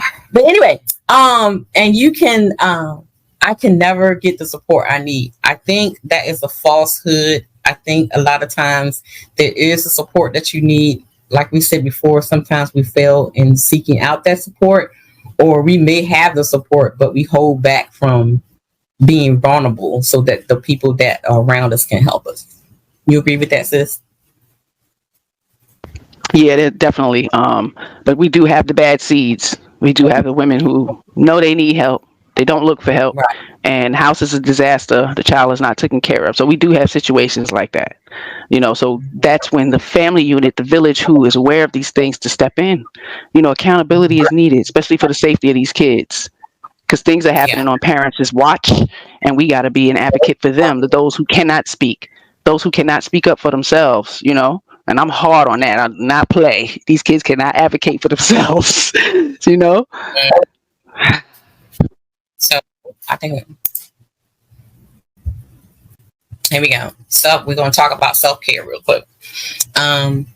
Again, my little cute one there. You can't pour from an empty cup. Oh, adorable. What does self-care mean to you, and how do you go about doing it? So, can you read that for me? Sure. So what is self-care? Self-care is important to maintaining a healthy relationship with yourself. It means doing things to take care of our minds, bodies, and souls by engaging in activities that promote well-being and reduce stress. Doing so enhances our ability to live fully, vibrantly, and effectively. The practice of self-care also reminds both you and others that your needs are valid and a priority. Yes. I have to go and get Mr. Caleb up. Okay. Here we go. How do I practice self-care? We're focusing on the positive. Acknowledge what you have accomplished. I think this is important too, because a lot of times we feel like we haven't done anything right, especially when we're going through these stages. You have to look at the things that you are able to accomplish, like with me, with Mr. Caleb, I look at how, when he started out talking and hitting all his milestones. And then all of a sudden, I'm not going to say what happened because, that's controversial, but I have confirmation from a doctor that that's what happened, but we'll get into that later. When it comes to those shots, people are like, oh, no, it doesn't, but anyway, but I look at the accomplishments with him starting from being nonverbal to graduating from high school with honors. That's an accomplishment. Absolutely. And shout out to you. Shout out to Caleb. And sometimes it used to be hard for me to accept praises from other people and other parents and other teachers and stuff when Caleb was in school, they would say, "You're so good." And I'm like, child, I don't know what y'all talk about. But now I understand that helps with my self-care as well. That sense of, being that I did do a good job. I did do a good job. Absolutely. And accept celebrate the small milestones, man. Those small things. The baby that's nonverbal that says hey or hi or hello or mommy or chip or apple. Like exactly. I saw a TikTok video of a mom and her daughter, and she said apple for the first time. She told her mom she wanted an apple. Yeah, I saw that this morning actually. Yeah, and I was like, see, those right there is an accomplishment, not just for the child, but it's an accomplishment for you because it shows your dedication to your child to get them to where they need to be. So the next one is continue family rituals. Like don't stop doing things with the total family. Just because you have, a child with special needs and, you do have to change some things to incorporate with them, but other things that you did together, don't stop doing it. And this will help keep the whole family unit close. And the whole family unit will be there for support when you don't just abruptly stop doing the things that the family did together. You agree, sis? Yes, absolutely. Yes. Give yourself time to adjust. Make time for your friends. We talked about that. Explore creative interests outside of autism. We talked about that. Like get a life outside of this. And get involved with the autism community. And then again, there it is. We're finding that support and respite care. I put a little chart here. Types of self-care when you have the physical, of course, sleep, stretching, walking, emotional, coping skills, compassion therapy, journaling. We're going to talk about that. The social, the spiritual, the personal, creating space for yourself, even financial self-care, learning how to budget with the finances you have, because a lot of times things can be expensive when things aren't paid by insurance. You know what I mean? So, finding other avenues with that, and even work having, if you are a working mom, finding that work-home balance as well is different types of self-care. Here are a few more examples. Now I put a little bit because I like to clean. I don't know what it is about cleaning. Cleaning kind of like just I don't know. I just like it. It just relaxes me. Okay. Cooking, yeah, me too. It's therapy. Folding laundry, doing laundry. Seriously, dishes. Like, I'm not an uproar. I'm glad I have dishwashers here, my children, and a dishwasher we don't use. But when it's time to do it, it's not like I'm in an upset. Oh God, I got to do these dishes. It's actually like me organizing the thoughts in my head while I'm doing it. Cross something off your to-do list. You have something on your to-do list that you had on it for like umpteen years or whatever. Cross it off. Exercise, get a massage, go for a walk, listen to music, meditation, play a game, practice breathing, reading, take a bath. It list goes on and on and on with things. Another thing is distraction. Use distraction as a strategy. Distract yourself from, especially when you're feeling overwhelmed with a certain task that you're doing. Say if you are working with your child with the ABA, one of his ABA assignments or his OT assignments, and you're feeling overwhelmed and kind of frustrated, take a moment and distract yourself from it. It's very important to kind of distract yourself when you're feeling overwhelmed. So activities are a great way for us to distract ourselves from our current emotions until we are better able to cope. When our levels of distress is too high, we may not be able to effectively handle a situation and need ways to bring our emotional state down. Because sometimes we can be on 10 all day. Okay. 20. Some suggestions may seem similar to self-care, but distraction activities serve as a different purpose. One person's self-care activity is another's distraction technique. Let's see. Here's a few examples of distraction activities. Call a friend, but don't talk about what is distressing you. Talk about something totally different. Let's talk about these hoes on these daggone podcasts. Let's talk about that. I don't want to talk about what's stressing me out right now, but let's talk about the panel. Right, because if you do, you're going to keep over analyzing it, making more of it, probably moving the goalpost on shit, Yeah, we do too much with that. Right. Create something. Describe your surroundings using your 5 senses. That goes back into painting or just talking with a friend. Do something kind for someone else. Focus on a single task. Go to an event. Trying something new. Go volunteer. Go out to eat. Again, like I said in the description, sometimes what is someone's self-care activity can be what your distraction activity.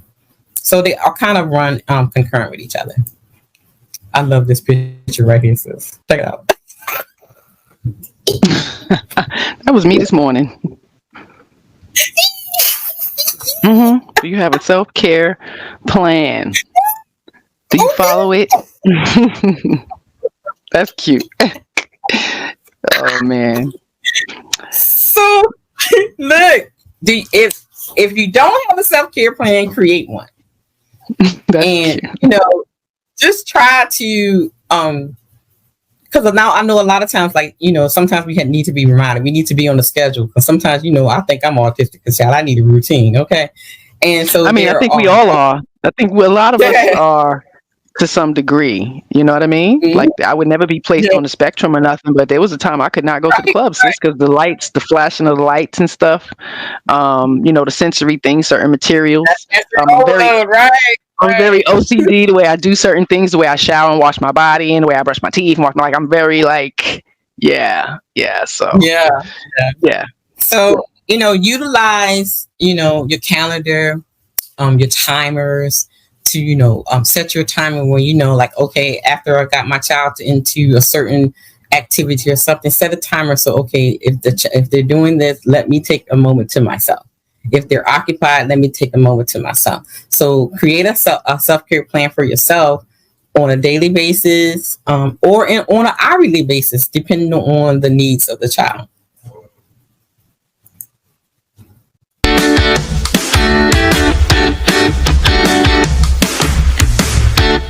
Caring for others, no matter if it is for an elderly, a patient, a typically developing child, or a child with special needs, requires mental, emotional, and physical energy from the caregiver. However, this energy is not limitless. If a caregiver continuously cares for another person for an extended period of time, there may be negative consequences that may happen as a result. For example, the caregiver may experience burnout, fatigue, mental health concerns like anxiety or depression, or caregivers may give less effort than their best because they have pushed themselves too far. Ultimately, a caregiver needs to care for themselves in order to provide the best care to someone else. There are multiple dimensions to one's life which influence self-care. In order to be able to have self-care, there should be a balance and wellness in all areas of life, which includes inner life such as thoughts, emotions, and intellectual development, physical health, relationship with others, work life, activities and interactions in the community, and spirituality, whatever that means to you. At times, it can be difficult trying to figure out what you can do as a form of self-care. So here are some examples of activities that you can do as a means of doing so, which are prioritizing close relationships by spending time with important people such as friends and family. This will allow you to be able to share the struggles and difficulties that you face when caring for your child, building a support system for you to lean on in times of hardship. Finding personal downtime, which will be considered your stress-free and no caregiving time. This will provide you with the space to truly relax and not overextend your energy, therefore allowing you to be able to recollect yourself and restore the energy that was lost. Maintaining a healthy lifestyle. Some things that can be done are getting enough quality sleep, exercising, eating healthy food, and participating in recreational and leisure activities that is of interest to you, just to name a few.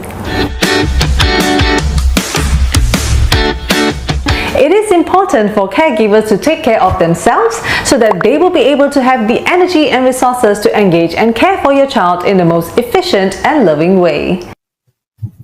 Now, here is one of the special things I want to talk about, and that is can be very beneficial, is journaling. Because sometimes we do get into a place where we don't want to talk to anyone, but we need to unload those feelings and emotions. So having a journal, writing down your thoughts and feelings and emotions, that you can't seem to find the words to express to other people. Writing it down and creating the journal I think this is a very good tool for parents to do when you're feeling that isolation, or nobody will understand, or I don't feel comfortable talking to someone about a certain situation yet. I think journaling will be very, very beneficial, so that you won't keep those feelings and emotions pent up inside. Because when you do keep those things pent up inside, then it turns into something else, or a negative. You agree, sis? Journals. I have old journals still. Just showed the kids the journal I had when I first met their father. So it's a lot of stories in there that they'll read later, of course, when I'm gone. Yeah, so journaling is good. We influence that for anybody, because it helps show some clarity in your thoughts. And then sometimes you can reflect. You can go back in a year or reflect on it. Yeah, see how you've grown and changed. Yeah. So like my little lady here on the screen says, support groups don't work for me. So is there something else that I can try? Yes. Journaling. Writing helps you to organize and understand your thoughts and feelings. Keeping a journal that we write in with some regularly can thus be extremely helpful for our physical and emotional well-being. And again, like we were talking, I was saying earlier that it helps you kind of express yourselves when you can't find the words in person, but you like, for example, like with King, I can talk when I want to, but then when I'm feeling very emotional, because I'm a Cancer, okay? When I'm feeling very emotional, it's hard for me to say the words. So he understands me that well that he will understand. It's like he will say to me, "Do you want to write it down?" And he'll give me, because he knows that I'll be like, "Oh no, wait, So he'll tell me like, "Do you want to write it down?" Because he knows that when I'm on 10, I can't formulate my words the way I want to or should. You get what I'm saying? Right. So yeah. I mean, you're thinking. You're not thinking. You're thinking logically with your emotion. There you go. I had to get it right on how I wanted to say that. Exactly. And then and that is hard to work. And then a lot of times I'll end up writing a poem or a short story. So right. Oh Lord. I do end up writing a poem. I'll end up writing a poem or a story. Then we're like, hey, we need to put this in the book because this is. Yeah, and even not just journaling, that was something that we felt was a good thing in our relationship, because there was times where we did have some growth issues that we weren't growing together, right? So writing a note, writing a letter to one another, and nothing of the blaming, like our notes, and I think we still have a lot of them, just expressing, you misunderstood this, or I may have misunderstood that. This is what I got from the conversation, and I don't want to do this. So if I've done this to hurt you, you know what I mean? Just all of that writing, those considerate letters, because sometimes when we talk to each other, we're seeing, again, offended, angry, it's the tone. It's really not even what you're saying. Sometimes it's the tone. And like you said, when our emotions are out of whack, we could be screaming and carrying on, but we're no threat. But let them get loud, and now they're a threat. So it's, sometimes we gotta learn to control ourselves a little more. And I think that's awesome that King says, you need to write it down. I love that. I say that to the kids, I say that to the kids, sis. Yeah. I'll be crying. He can't take the crying. He be like, "Oh, Lord." That's right. Like, okay, do you want they get desensitized? Yeah, he does not like to see me cry at all. Like, I don't think women realize that. If that's our first form of reacting to anything, any distress, is crying. Like, a man eventually is going to get desensitized to that. Whether you're his mother, his wife, like, it's not that they're not empathetic, but it's like, the crying is not going to fix anything. What are we going to do? What's the solution you want? You want me to help? It's like just saying, like, calm down, because it gets to, he doesn't like to see me emotional, because it gets to him. People like, just take a moment. You want to write it down, or we just talk about it, what I'm saying? I've absolutely been guilty. Yes, overwhelming emotions, and take it out on him. So here's a little bit of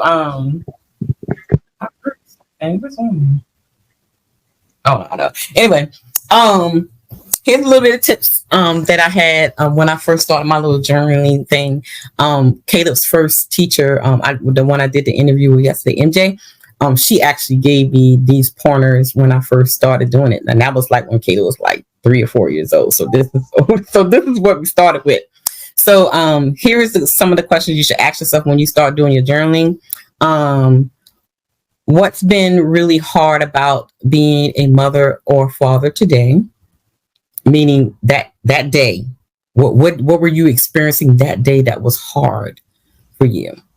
What contributions have you made to your child and your family today? We're not talking about in journal. We're talking about that day that you're writing in this journal.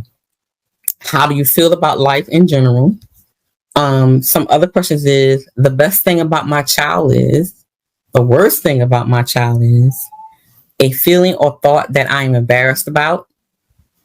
Some things that made me proud lately happened when I grieve about my dreams that will never be, meaning what thought that you had about your child, the dreams that you have for your child that that's never will be. And some of these goes back to when you're going through the grieving stages. So that's why I'm saying, like, this is some of the questions I had when I first started out. And my child has taught me what? What has more than you would believe. Exactly. Have the patience, Lord, I got. I didn't know I had. I would say the first thing they taught me, because it's a common thing that people say, I treat all my kids the same. They actually taught me that I needed to be a different person for each one of them. Yeah, I'm still me, but certain characteristics of me needed to be up front or tucked away for each individual child, for them to grow individually, because they all needed different things from me. For real. And that tug of war is amazing when you have multiple children. That tug of war is amazing. And imagine if they're like in triplet stages, back to back. So just know that with those assessments, make all them kids learn together. Because that youngest one is going to know that math at the same time that oldest one is knowing it. You know what I mean? Because they all learning together. Mm-hmm. So develop your self-care plan. I actually will have a self-care plan template on the website, and I will have a link in the description, or you can create your own. Fill out your self-care plan with activities that you enjoy and it supports your well-being. Keep it in a place where you can see it every day. Don't hide it in the drawer where you would totally forget about it. Yeah.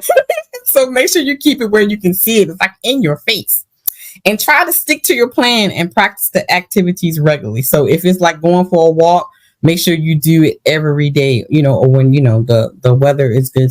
And so whatever you put on there, make sure you practice it on the regular, because they say, in order to develop a habit, you have to do it regularly. And then at some point in time, reassess, your plan. Look at the things that you kind of didn't really enjoy, or you really didn't have enough time to do, and kind of reassess it and kind of move things around, or add something new that kind of really fits with your time frame when you're dealing with your children in the household and work-life balance. So I have a short clip I want us to watch, and I found she was talking about self-care, but however, she talked about some things that a lot of times we don't really think about. So let's listen to what she had to say.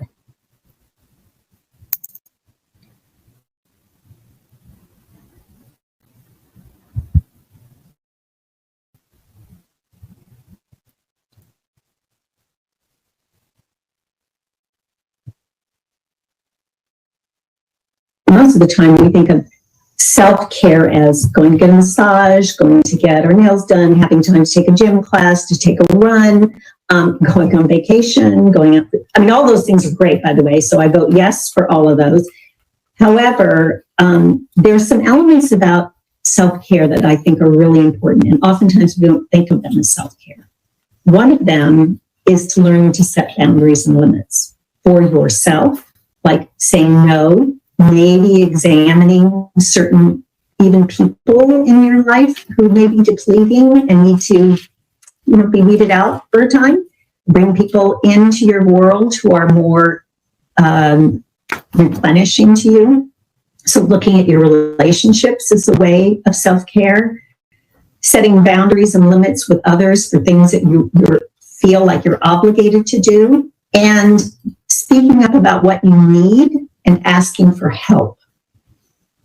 So asking for help, I think, is a very hard thing for people to do, but it is a really key element of self-care. Oftentimes, we like to think we can do it all, and some of us can be accused of being chronically self-sufficient, and so it's okay to reach out and ask for help. In fact, it's imperative. Yeah, that makes sense. I think I learned from a wise person that you should have your 911 list, and this idea of like who brings energy, replenishes, but have a list of people and really make sure you use that as often as you can.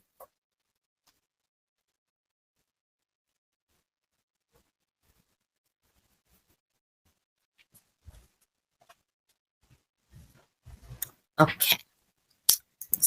So that's what you think about what she said about the self-care. the setting of boundaries. I like that. That first one. That's one of the things we struggle with. Is the Setting the boundaries, you know? I mean, didn't we do that for conscious parenting? I have a whole class for it because Doc asked me to put something together. I mean, and it's something I do with Madison on the regular. Again, being homeschooled and having to go on the Baltimore streets. We got a park right in the back, so the kids, they get rowdy sometimes. So she absolutely is learning, setting boundaries and advocating for herself. So she ain't no sucker. I absolutely can see that. So I appreciate that. But it's a challenge to teach that because grown people don't know them. It's amazing. Yeah. Exactly. Yeah. Okay, we go almost at the end. So the takeaways is identifying your stressors, identifying the things that will cause you to have burnout. And we talked about some self-care strategies. And the last thing is, making sure you take care of yourself. One thing I've learned in just being a parent, period, that you can't take care of your child if you're sick and you're down, if you're mentally all over the place, if you're emotionally all over the place, and you're stressed out and you're worried to the point that you're making yourself sick. How are you going to be there to take care of your children if you can't take care of yourself? Sis, what's your takeaways from the presentation? Oh man, it was awesome. A lot of information. I think it's a confidence building I get from the presentation. I think it'll build one's confidence because I think that's what parents lack. I see that a lot. I talk about them being wussies and things like that. So, just having that confidence. And again, like you said, the reading more, doing the research, learning your own child is going to make you be the best advocate for that said child. And it's our job, and responsibility. So hopefully this will build the confidence of, a lot of parents who are struggling, to just accept the life that they are going to have to live in now into the future. That there are so many different resources, because again, my mother worked for a psychiatric center, Creedmoor, back when we're talking 40 years ago, over 40 years ago, and it was absolutely different. There were no resources. Everybody was grouped in together. So it was really bad.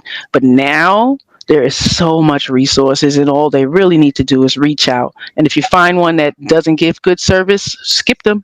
Done. Yeah, we're not going to do that. And go to the next one because there's so many. And when you find a good family, get up under them. Get a mentor. It's okay to have a mentor. Envy and jealousy will ruin your life. You understand? Because some people are naturally willing to educate you and help you get where you need to be so you're confident enough to navigate this world with your child who is awesomely created, Yeah. So it was awesome. Exactly. I appreciate it. And your time because... And so here are some resources and some of the where I got my information from, because people always talk about where you get this from. It's just look, okay, here you go. And I will be linking everything in the description, and you can find all these things on my autism website. Here's some of the sources that I cite and some of the resources for parents. If you don't like to read, here are some video resources. I actually been doing the yoga breathing. It's been helping me stay off of 10. Oh yeah. I have to incorporate it into homeschool. Child needs some centering. Gotta center yourself. Yeah, because child, especially with everything going on with King and this crazy politician, child, I've been on 10. Like, let me look. Y'all people better leave me alone. Definitely understand. Oh my goodness! Thank you guys for tuning in. Again, if you would like any of the materials that you've seen, you can always go to www.autisticchildrenconnectingparents.com, or you can email me at support@accpsafe.com, or just, send me a message, a DM or anything. You'll be able to find the information for this presentation.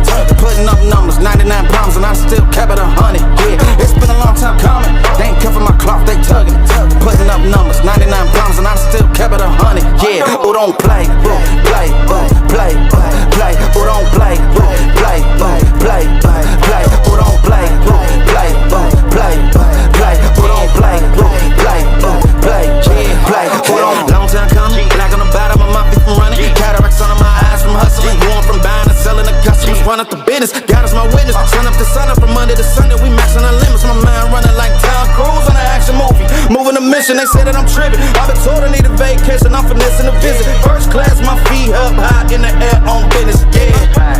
Cover the city. Your city ain't working. It's all for nothing.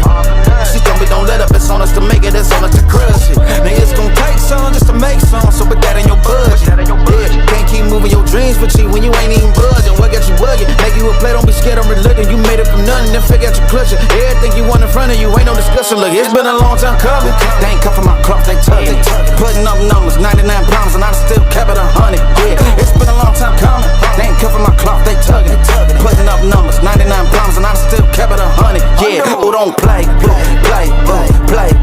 Play. Who don't play? Play. Who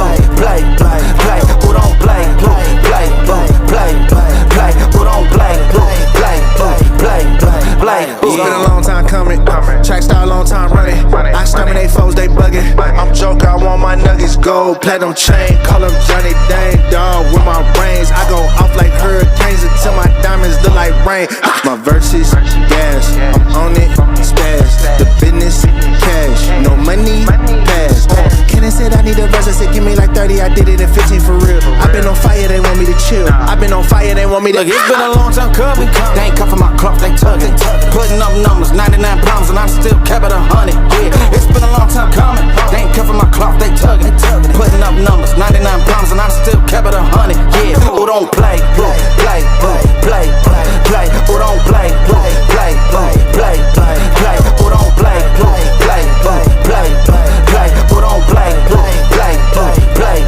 Play. Who don't? Yeah.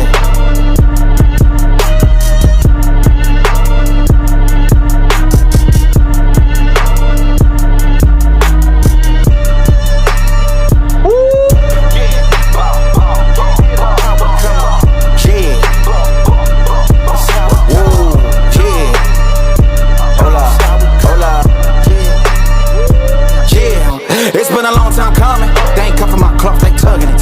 Putting up numbers, 99 pounds, and I still kept it 100. Yeah, it's been a long time coming. They ain't cuffing my clock, they tugging it. Putting up numbers, 99 pounds, and I still kept it 100. Yeah, who don't play? Play. Who don't play? Play. Who don't play? Play. Who don't play?